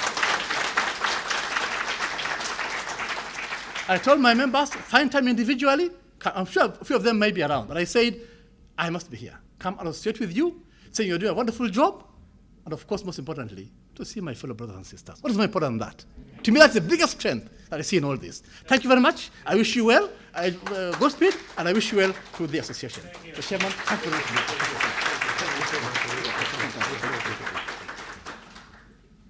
much. Brigadier, that was so powerful. Thank you so much. And please, before you leave, we would love to introduce you to the rest of the board. We wanted to know a little bit about the Sacco, and you told me about your constituency. I told you that there is a county that you can be adopted to. So thank you for taking the call and agreeing to come to be with us. Now, what we are going to do is to take some questions from the membership, and then we are almost, I think, at the closing time when the time that we have been allocated for this room, but I can take one or so question that would be burning. Say it again. Okay, now, I think I'm being corrected by the secretary here that we may need to run through the whole program, and then finally we take the questions that may be arising from everything else and anything else at the end of it all. So now, the next item on the agenda, Madam Secretary, is the main thing that comes in, which are the resolutions that will require to be called upon, and the resolutions that we'll be calling upon this time are the ones that will carry us through 2016-2017 calendar year. And those are the things that we will be requesting the members to be able to help us pass them through. Give me 1 second.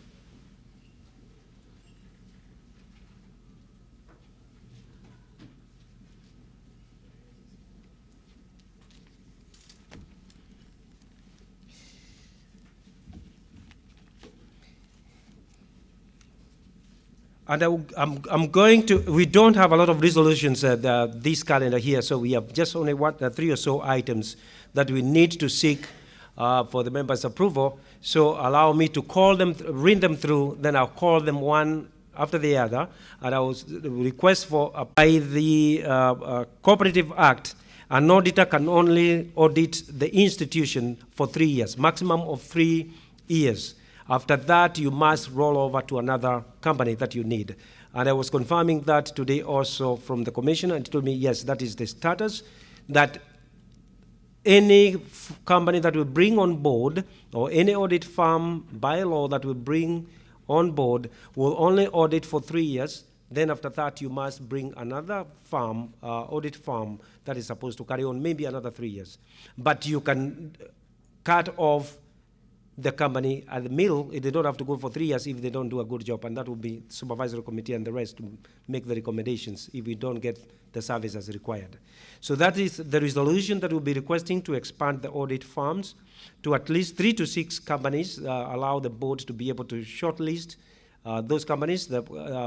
They all must be listed with the Ministry of Cooperatives. They must be listed with the Ministry of Cooperatives for them to be able to present our financials for registration by the ministry. So all of them must be. The second resolution is a resolution to expand the legal panel to 3 or so companies, so that also if there are other areas that we require legal bit where maybe a Stephen company don't cover those areas, then you are able to do so. The other resolution is the same resolution that we pass every year. We may not borrow this money. Is the resolution to increase the borrowing power of the Sacco to 2 billion. That, remember, we always do that every year. Should there be need, we do not necessarily have to borrow, and we have not borrowed since the time when the Sacco became to be. And of course, there was the last year's resolution to open the dollars account. That one is still holding, and it is going to be actually a resolution that we will request so that we can be able to. Thank you, Chair, for bringing it to my attention. There is a resolution to approve seating allowance for board members when the Sacco becomes profitable. Resolution to approve seating allowance